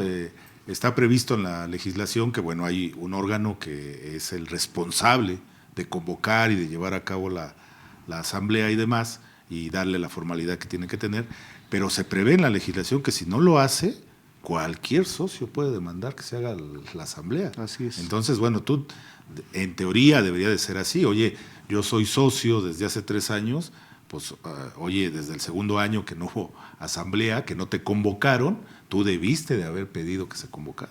Claro, perfecto. Y estos justamente son los cambios que regularmente, bueno, más bien no son los cambios, son las formalidades que debe de tener justamente estas convocatorias que se hacen de manera regular, ¿no? Entonces, digo, si me lo permiten, terminamos la consulta y seguiríamos ya nada más ahí con algunos puntos de la charla justamente. Dice, en la actualidad deben de seguir siendo físicos los libros, y ya lo comentábamos, ¿no, contador? Sí, tienen que seguir siendo físicos. Aún y con el cambio de la reforma que pueden ser o que se puede firmar de manera digital, sí tendremos la obligación de imprimir y seguir llevando los libros de manera física. Así es. Digo, Sin nada duda. más para dar respuesta. Perdón, ¿ibas a comentar algo adelante? No, deben de ser físicos, sin duda. Sí, aún con la reforma. ¿Dónde pudieran, por ejemplo, nuestros amigos tener acceso a algún proveedor de libros corporativos? Hay una colonia por acá, se llama La Obrera, Ok. y en Algarín. Ahí hay gente que se dedica, son proveedores especializados. Ok. Porque, bueno, yo ya me encontré un tema interesante, ¿no? Inicialmente, cuando uno trataba de conseguir los libros, pues normalmente lo que hacías es que ibas generando las actas y luego las encuadernabas, foliabas y ya quedaba ahí el libro. Después aparecieron por ahí algunos proveedores que tenían una máquina de impresión especial, Okay. que metías el libro encuadernado y lo iba imprimiendo el acta, encuadernado. ¿Cómo lo hacían? No sé, pero yo tengo varios así. Pero yo después encontré un proveedor que te vende el libro con postes. Okay. Entonces tú le quitas los postes, que es como quitarle los arillos a una libreta, y viene foliado, sí, desde luego, pero tú puedes sacar la hoja, ponerla en una impresora común y corriente y generar tu acta y la incorporas al libro y se acabó. Ok, perfecto. Digo, ahí para contestar a Héctor Nogués, que comentaba que dónde puede justamente conseguir esos libros corporativos. Yo le diría que sin problema, estoy seguro que si se mete a un navegador y le da venta de libros corporativos, va a encontrar varios proveedores. Claro. Y ya, pues, obviamente, el que más se ajuste tanto a su presupuesto como a sus necesidades como tal, ¿no? Sí, Sí, es correcto. sí, Sí, porque hay quienes te graban el logo, Sí, claro. ponen letras muy padres, y hay quienes, pues, no tan especializado el servicio, pero sí va a encontrar segurito varios proveedores. Efectivamente. Muy bien. Fíjate, ahí comentan, bueno, ya comentamos que los libros sí tienen que seguir siendo físicos y obviamente que si se pueden llevar de manera electrónica, pues eso lo descartamos. La siguiente pregunta, o parte de la réplica de la pregunta, perdón, que comentaba justamente Héctor es, ¿y las acciones deben elaborarse y qué le da valor a las mismas? Es decir, las firmas de quién o los sellos del notario que debe de dar fe. En el tema de las acciones físicamente, me imagino. Sí, en el tema de las acciones, la verdad es que no hay, al menos en la legislación no se prevé que el notario dé fe de las acciones. Tampoco se prevé, por ejemplo, que haya un papel especial o particular. Realmente lo que le da valía a la acción son las firmas de los funcionarios de la entidad, Claro. porque eso sí lo prevé tanto la legislación como lo debe de prever el estatuto. Entonces, si no trae las firmas y no trae los datos mínimos que ya mencionaba yo, algunos como el tipo de acción, una acción de 50 acciones, el valor nominal de la acción, en dónde se emite el nombre de la entidad, etcétera, pues no va a tener valía. Tiene que cumplir los requisitos que vienen en no recuerdo si es el 3 o el 8 de la legislación, ahí vienen listados los requisitos mínimos que debe tener, y la firma del funcionario es lo que le da valor, porque obviamente él tiene ese poder a que se lo confirió la misma sociedad. Claro, y obviamente la parte de lo que no tienen las empresas, como ya bien comentaba el licenciado Tulio, es las acciones físicas. Yo nunca he visto una acción física, ¿eh? Así que me digan, mira, aquí está mi acción. Yo recuerdo las de Telmex, seguramente. Ah, bueno, Ándale, claro, exactamente, sí, las sí. de Telmex, ¿no? Bueno, yo me he dado a la tarea, no todos los contribuyentes le entran, no todo el empresario le entra, pero nosotros tenemos como muy mala costumbre en la firma que el cliente que tenemos, lo primero que le decimos, bueno, dentro de todo el paquete de cosas que tiene que hacer es los libros, las acciones. Claro. Entonces nosotros hemos emitido y hay diversas formas. Hay quien nos ha dicho, sí, pero que sea en papel de seguridad. Ok, papel de seguridad. No importa, pero si tú quieres papel de seguridad, hacemos papel de seguridad. Tuve un cliente en particular que se dedicaba, de hecho ellos se dedicaban a la imprenta y consiguió un papel, no, bueno, es una maravilla el papel maché, pero de una característica muy particular. Entonces quedaron unos títulos accionarios muy bonitos, ¿no? Claro. Y no fue papel seguridad, pero lo que sí debe contener son todos estos datos mínimos que la misma legislación prevé y la firma autor. Claro, sí, digo, algunos inclusive hasta en el tema de las acciones le ponen el logotipo a la propia acción, ¿no? Es Digo, correcto. Sí, pocos he visto, pero sí me ha tocado. Hay unos sellos inclusive que son, me parece que se les llama sellos mecánicos, que lo que hacen es que a la presión Sí. graban en relieve Sí, claro. lo que tú quieras, ¿no? Entonces, bueno, también eso puede ser una medida que no es lo que le da valor, insisto, lo que Sí, le claro. da valor son los datos y la firma del funcionario que se haya designado en el acta de asamblea. Digo, simplemente hay nada más para que tengan una idea de que sí se podrán hacer las acciones físicas y hay que entregársela a cada uno de los socios que estén nuevamente. Y anotarla en el libro, ese libro tiene que estar a resguardo del Consejo de Administración. Y yo añadiría no solo para darle valor, que el capital no solo esté decretado, sino que esté exhibido. ¿Cuántas empresas no se crean y se les da un capital social y jamás se exhibe, ¿no? Entonces, creo que es la parte más importante materialmente, que el capital en todos los casos esté exhibido. Fíjate, yo tengo ahí nada más un comentario al respecto, a ver qué les parece.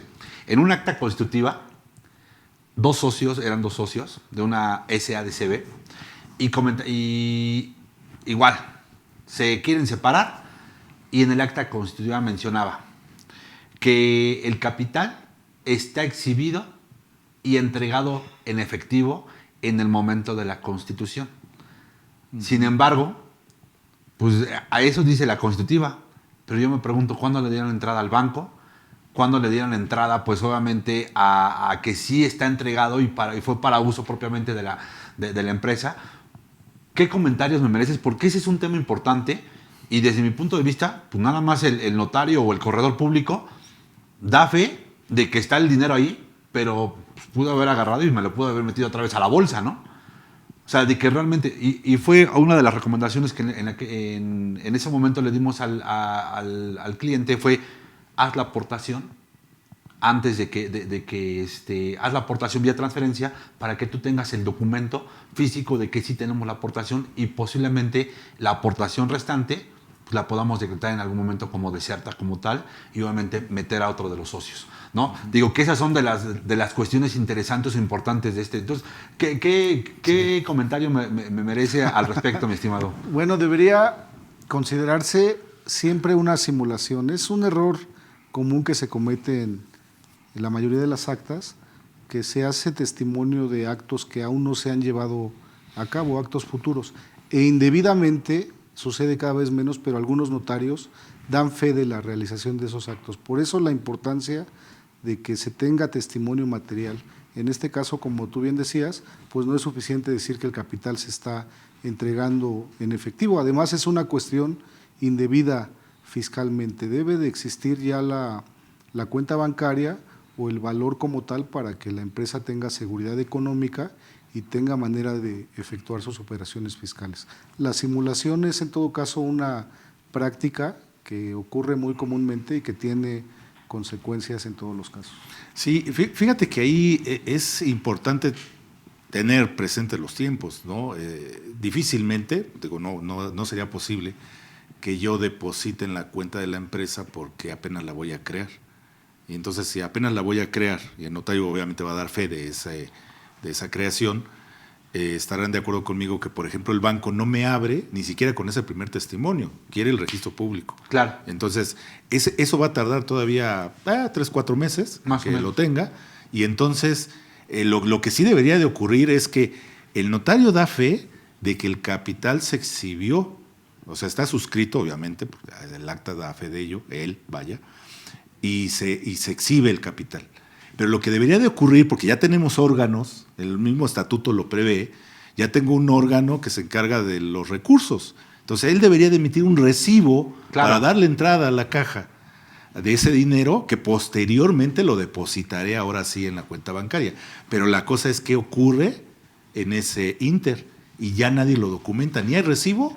Y cuando abren la cuenta, la abren con 5,000 pesos y el capital era de 50, ¿no? Sí, claro. Y fíjate que yo creo que son, vuelvo a lo mismo, medidas que muchas veces no tenemos la precaución de poderles dar pues atención y son detalles mínimos, ¿no? Fíjate, pero es que yo decía hace rato, ¿no? La Ley General de Sociedades Mercantiles está plagada de eso. La reserva legal, ¿no? Por supuesto. Tienes que crear reserva legal y todos dicen sí, nadie le hace caso. Sin embargo, pocos ponemos atención que la legislación prevé que si el administrador o el consejo de administración, el órgano que hayamos decidido adoptar, no crea la reserva legal, los socios se la pueden demandar. Okay. Y la ley dice literalmente que él la tendrá que de su bolsa. pagar de su bolsa. Así es. Fíjate, entonces imagínate, ¿no? O sea, tú te Nuevamente peleas. la importancia del comisario también. Claro. Eso es una de sus funciones. Te peleas con No los una socios reserva legal. y te sabes esa, se la aplicas. Sí, Entonces, ¿sabes claro. qué? Ahora tú la pones. Tú la pones. Exacto, tú la pones. Sí, claro. Digo, hay infinidad de situaciones que nos podemos encontrar en el día a día o en las actividades profesionales que tenemos, Así ¿no? es. Si les parece, vamos a leer un par de preguntas más, que creo que Claro. hay un poquito más de preguntas y seguimos con el tema de la charla. Ok, nos comenta Perla Reyes, muchas gracias Perla por seguirnos, y dice, los préstamos solicitados para la adquisición de materia prima se deben de establecer en las actas de asamblea. ¿Cuáles serían sus comentarios? Yo diría que sí, sobre todo, que es muy común, si el préstamo lo va a hacer un socio.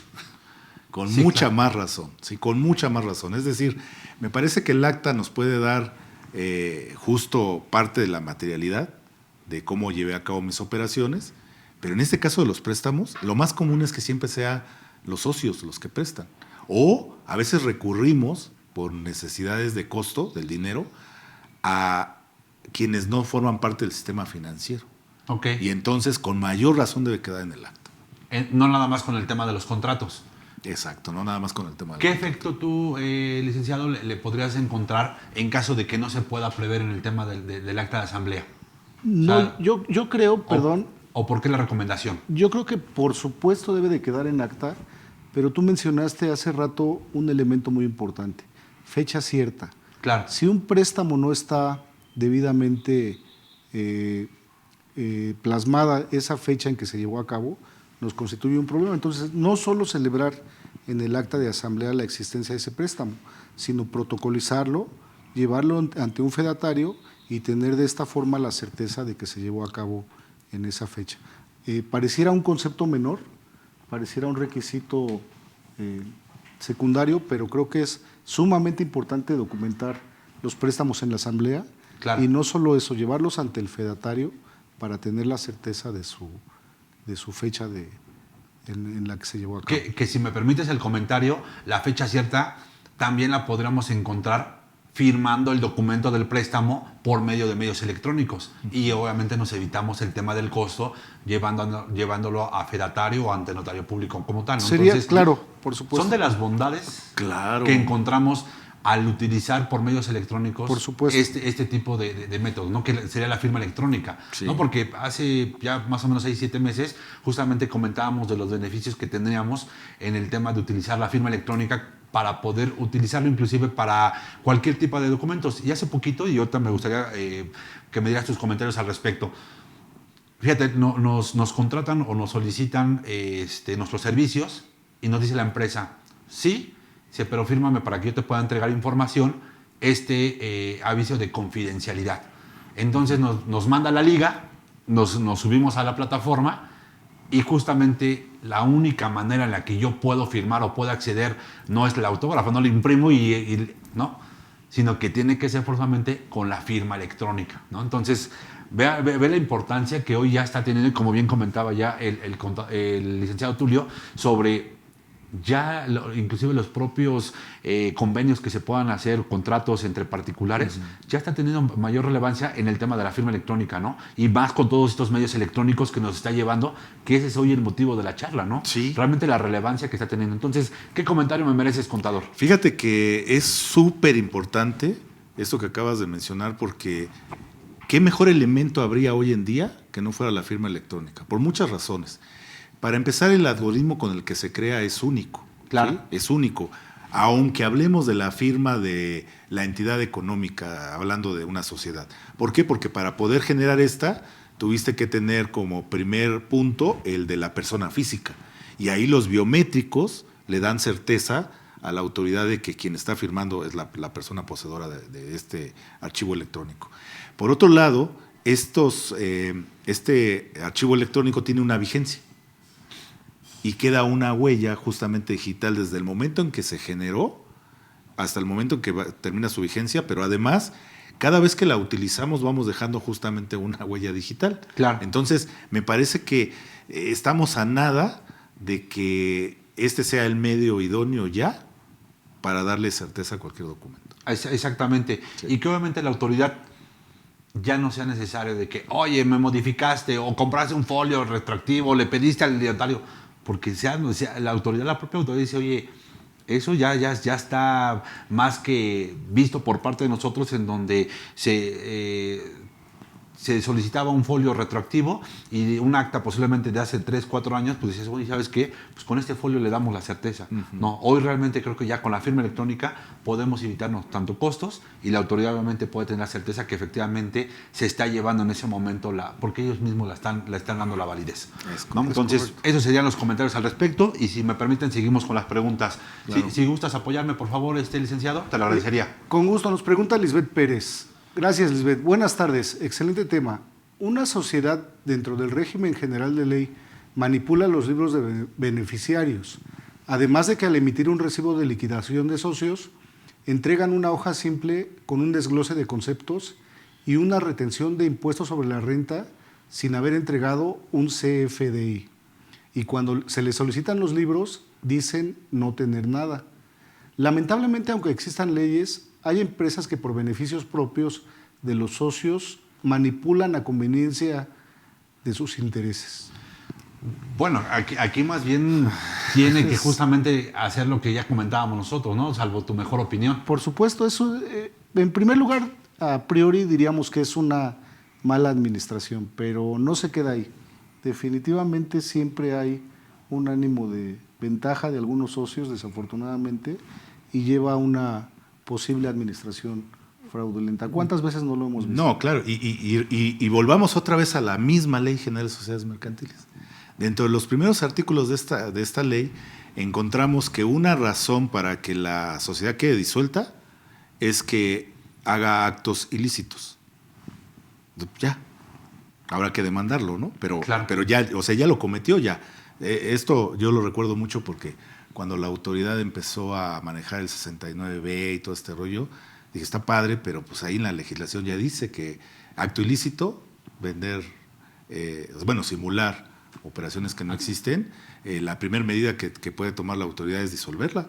Claro. ¡Pum! La ley lo prevé, adiós, se acabó. Pero bueno, nos gusta enfrascarnos en otras medidas como generar ahí un listado y una serie de cosas, pero bueno, ahí están los elementos en la misma ley para solucionar estas cosas. Sí, digo, aquí la recomendación, Lisbeth, sería asesórate con gente, obviamente, que pueda saber el tema, que te pueda dar una línea sobre cuáles son las acciones, tanto en materia mercantil, en materia civil o inclusive en materia penal, para que puedas demandar justamente esos derechos que tienes propiamente como socio, de la empresa. Entonces, esas serían las recomendaciones, tanto que te dan, si me lo permiten, los licenciados, el contador y tu servidor, ¿no? Perfecto. Entonces, contador, si gusta ayudarme con la siguiente pregunta, por favor. Es Héctor Nogués, que ya nos había hecho ahí una pregunta, y básicamente es para reafirmar que si los libros sociales son 3 y los enumera, ¿no? Y sí, es correcto, Héctor, son 3. El control del capital, no es de cambios en el capital, es el del control del capital, accionistas o socios, y el de actas propiamente. Así es. Entonces ahí nada más confirmando y ya para darle cerrada a esa pregunta. Y la última pregunta, si me lo permiten, pregunta Aline Parra, a quien le mandamos saludos. Muchas gracias, Aline. Dice, ¿el folio de las hojas está regulado en la ley? Es correcto. La ley prevé que tenga que estar foliado. Es un candado que nos ponen ahí, que es una práctica que vemos en muchos casos que tienen que ver con derecho, ¿no? El folio de las hojas. Perfecto. Y la última pregunta, si me lo permites, por favor. Con gusto. Hola Mime. Si no existen los libros, nunca se elaboraron y se realizan con retraso de 10 años, ¿existe algún riesgo de incurrir en un delito? ¿O cuál es la forma de regularizar esa obligación cumpliendo cabalmente con la ley? Bueno, yo diría que el delito es no tener los libros, no tenerlos actualizados. Por lo tanto, podemos incurrir en un delito al no tener los libros. Yo creo que la manera de regularizarnos es poniendo al día los mismos, y por supuesto que habrá imposibilidad práctica o material para dar algunos detalles de la operación de la empresa, porque finalmente, como decías, Narciso, es la historia de la empresa la que se plasma en esos libros de actas. Pero eso no impide que a través de una buena redacción, una búsqueda del historial de la empresa, pueda llevarse a cabo. Que fíjate que ahí me remonto un poquito a la propia modificación o a la reforma de 2020, en donde se adicionaron algunos párrafos al Código Fiscal de la Federación en el numeral 30, que habla justamente de los libros corporativos, en donde solicitan que tanto estados de cuenta, todo el tema de las actas de asamblea, vengan desde el inicio propiamente. Sin embargo, ya lo veíamos, ¿no? Dice, oye, ¿sabes qué? Desde hace 10 años no tengo yo forma de cómo acreditar. Comentaban, o parte de las recomendaciones que algunos con mis colegas abogados, que obviamente con los que llego a trabajar, ¿se puede hacer en un solo acto esa regularización? ¿O qué tendríamos que hacer? Digo, ¿cuál sería la recomendación en este sentido para que ellos tengan en contexto? Por ejemplo, si yo no he hecho actas de asamblea con la aprobación de los financieros, pues debo de solicitar la contabilidad de sus últimos 10 años y aprobar los estados financieros y también adicionarle si hubo modificaciones, entradas y salidas de socios. ¿Pero eso podría quedar en una sola acta o cuál sería tu recomendación por parte de los dos? Bueno, si me permites, yo no recomendaría que fuera una sola acta. Claro. Porque regresamos. La Ley General de Sociedades Mercantiles establece literalmente que tienes que hacer una asamblea mínimo al año, una cada año. Entonces, eso nos lleva a que si son 10 años, mínimo tengo que tener 10 más las que hubieran tenido fe de notario. Claro. Porque esas segurito las tienen. ¿Sí? Si hubo un cambio en el capital, si hubo un socio que salía, otro que entraba, etc. Esa sí la tenemos documentada. Entonces, mínimo voy a tener 11, digamos, la primera, y luego las de los años subsecuentes. Hay que recordar, sobre todo ahorita que hiciste mención al Código Fiscal, que en materia impositiva existe la figura de la espontaneidad. Entonces, regularízate, haz tus actas como deben de ser, no en un solo acto, sino celebra 10 asambleas, prácticamente lo que tendríamos que hacer, y si no te has requerido, no vas a tener problema. Claro. Digo, ya lo mencionábamos, dónde pueden solicitar los libros, que tengan los firmos, las características propiamente de estos libros. Uh-huh. En este sentido, ¿necesitaríamos algún tema de aprobación propiamente para tener estas actas de asamblea o simplemente con que el administrador o el presidente del Consejo de Administración dé la autorización de esta regularización? ¿Qué tendremos que hacer para todas estas preguntas que tienen nuestros amigos sobre el tema de regularizarse? ¿Necesitaríamos autorización del Consejo o sería de manera unilateral la decisión del administrador o del presidente? No, necesariamente hay que solicitar la aprobación de los socios, de los accionistas, del Consejo, y no podría darse certeza cuando sea solo el órgano administrativo el que haga la regularización de estos libros. Se necesita, como parte de las formalidades, la firma de los socios o accionistas, y por lo tanto será a través de este conducto que tenga que darle formalidad a esta regularización. Sí, aparte hay que recordar, por ejemplo, hay muchas sociedades que pues tienen 2 socios. O 3, ¿no? O sea, de ahí pueden ser más, pero vaya, casi siempre llega si son 2 o 3. Y las actas de asamblea pues tienen un presidente, tienen un secretario, tienen un escrutador y el comisario cuando los informes. Entonces, pues necesitas 4 firmas involucradas en el acta, pues les tienes que dar a saber. Hablando de estas entidades que son muy chiquitas, pues todo el mundo se tiene que enterar. Ok, perfecto. Hablando ya y retomando justamente el tema de esta reforma que se generó, ¿hay alguna excepción sobre alguna sociedad que esté excluida, que obviamente no se pudiera dar justamente este tema de la reforma como tal, o entrarían todas, e inclusive hasta las propias SAS?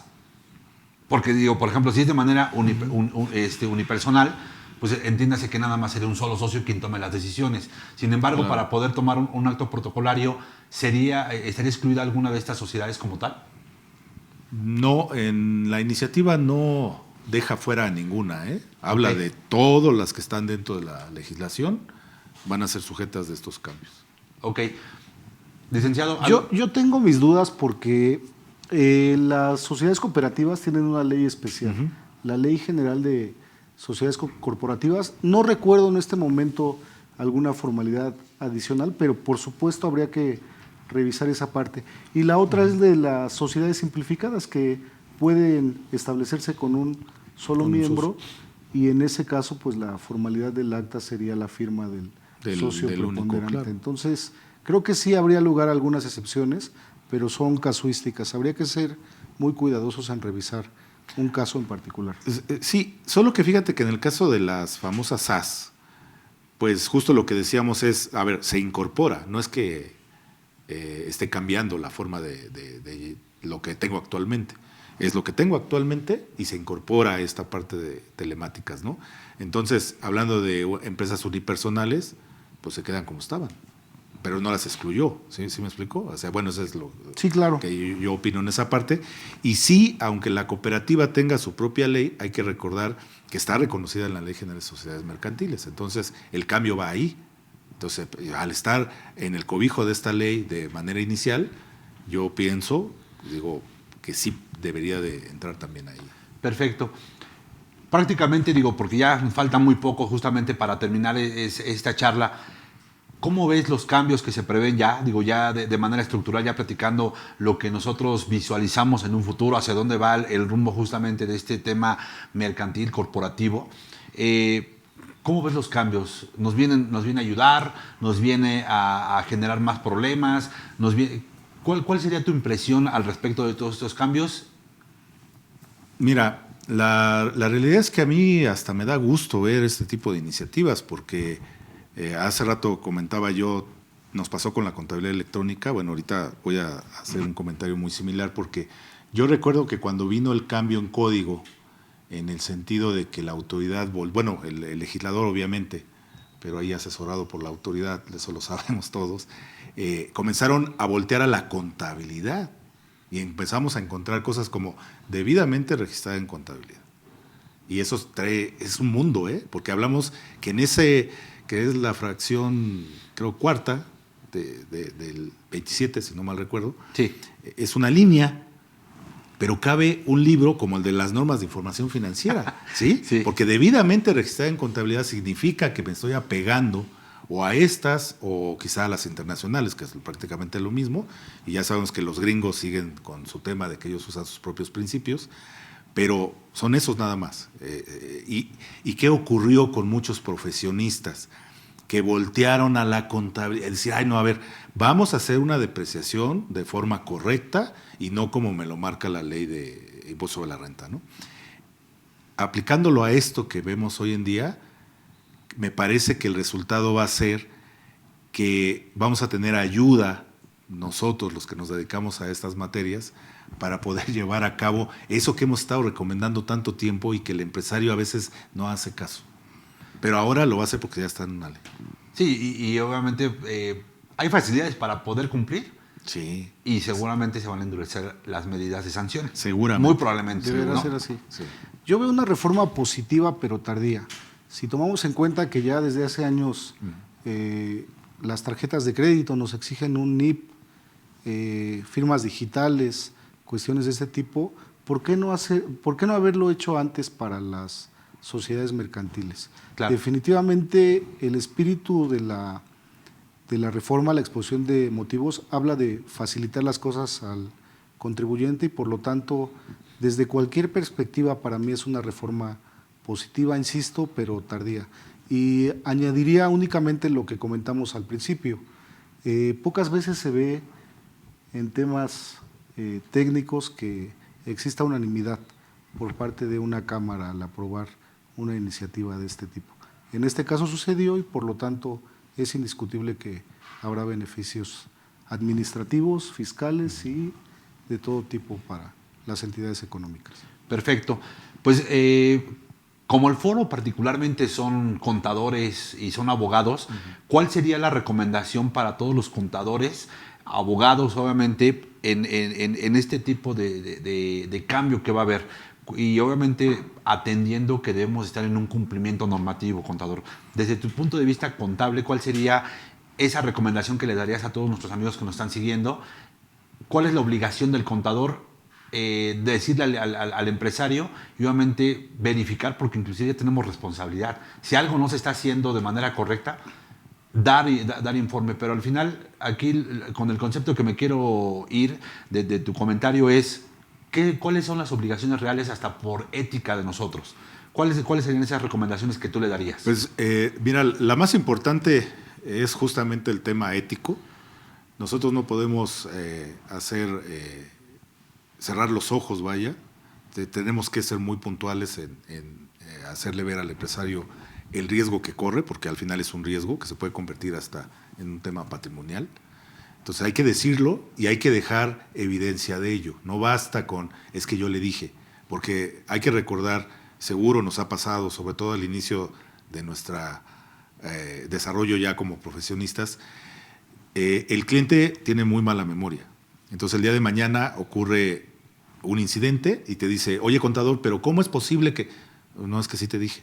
No, no me dijiste, porque si me hubieras dicho, entonces no peleemos con eso, hagamos nuestra recomendación y dejemos evidencia de ello.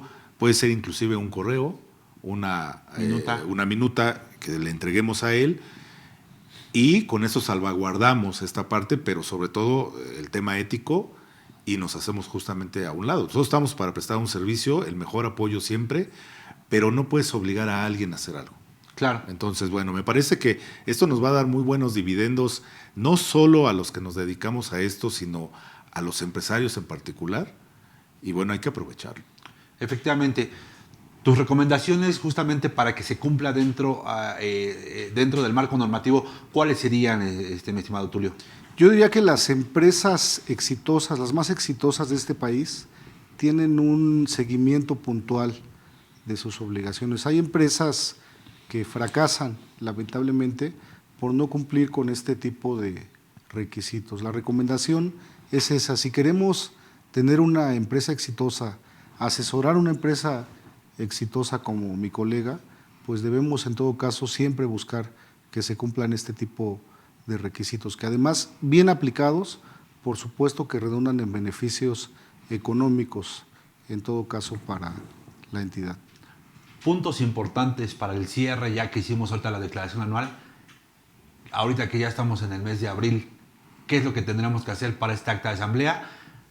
Que todavía tiene que hacerse de manera normal, hasta que esté aprobado justamente esta reforma. Ese cambio, ¿no? ¿Qué son los puntos importantes en la parte contable, en la parte fiscal y en la parte jurídica? Pues ya mira, para cerrar. Pues mira, como esta acta, al ser la del cierre del ejercicio, recoge justamente no solo cómo financieramente cerré, sino cómo quedé en materia impositiva, pues hay que tomar en cuenta cómo se presenta la declaración anual, cuál es el resultado, y hay que recordar que dentro de ese resultado viene la famosa PTU también, que por cierto la de este año va a tener cosas muy interesantes. Yo creo que va a ser una cosa rara para quien le entendió a la reforma, porque vamos a tener como 2 PTUs ahí, ¿no? Eso es, en mi punto de vista, lo que va a ocurrir. Y tenemos que dejar justo en esa acta de asamblea ahí reflejado esas decisiones que se toman en cuanto al cierre mismo del ejercicio, porque eso es lo que nos va a dar certeza en, pues simplemente lo decía yo, en el pago de la PTU. Claro. Mi estimado Tulio. Además de ello, por supuesto, darle la formalidad requerida, ¿no? Esa acta debe de protocolizarse, se nombra un delegado especial y llevarla ante el fedatario público. Ese es un requisito que la mayoría de las veces no cumplimos, ya sea por falta de recursos económicos o también por obviar ese tema. Entonces, la formalidad que se le dé a esa acta, además de los requisitos fiscales y corporativos, es sumamente importante. Claro. Digo que esta sería una acta de asamblea ordinaria. Ordinaria Como tal, donde Ordinaria. se establecen justamente la aprobación y la marcha del negocio hacia dónde va. Punto importante, y para recomendación para el tema del informe del comisario. Del comisario. ¿Qué puntos importantes debe tocar el comisario dentro de ese informe?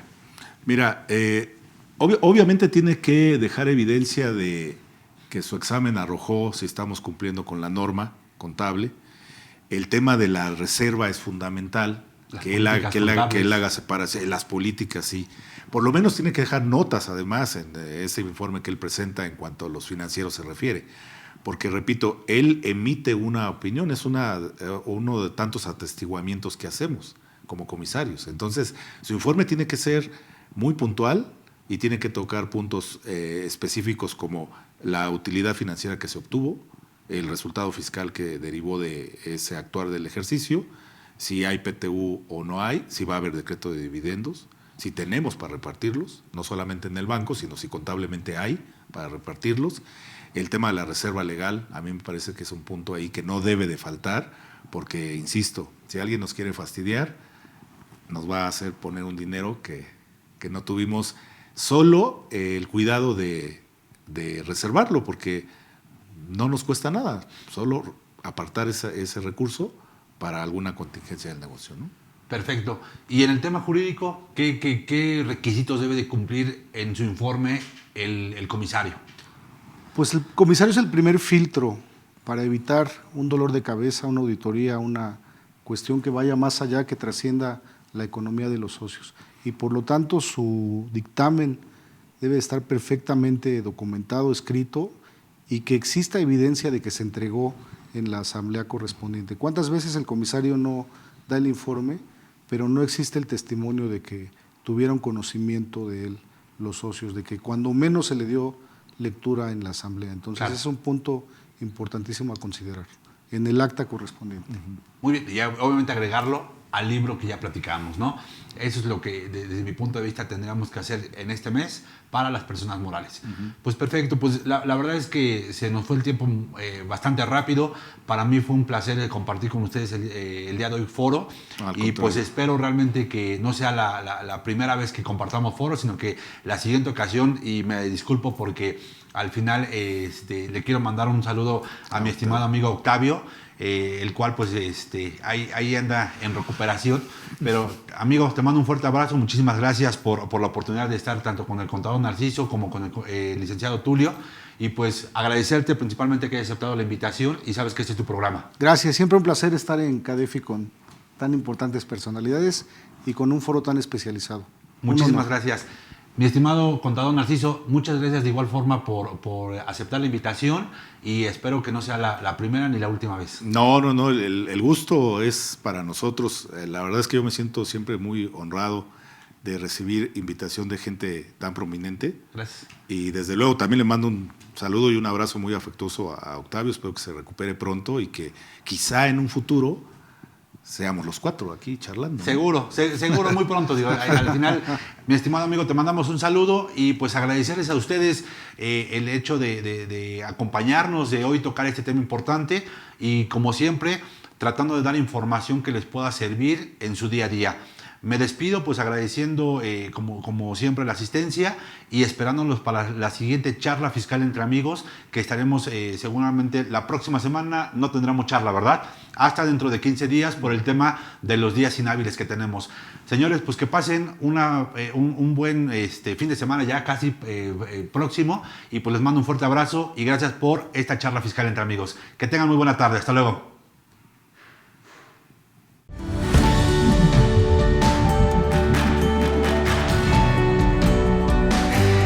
CADEFI agradece su preferencia. Hasta pronto.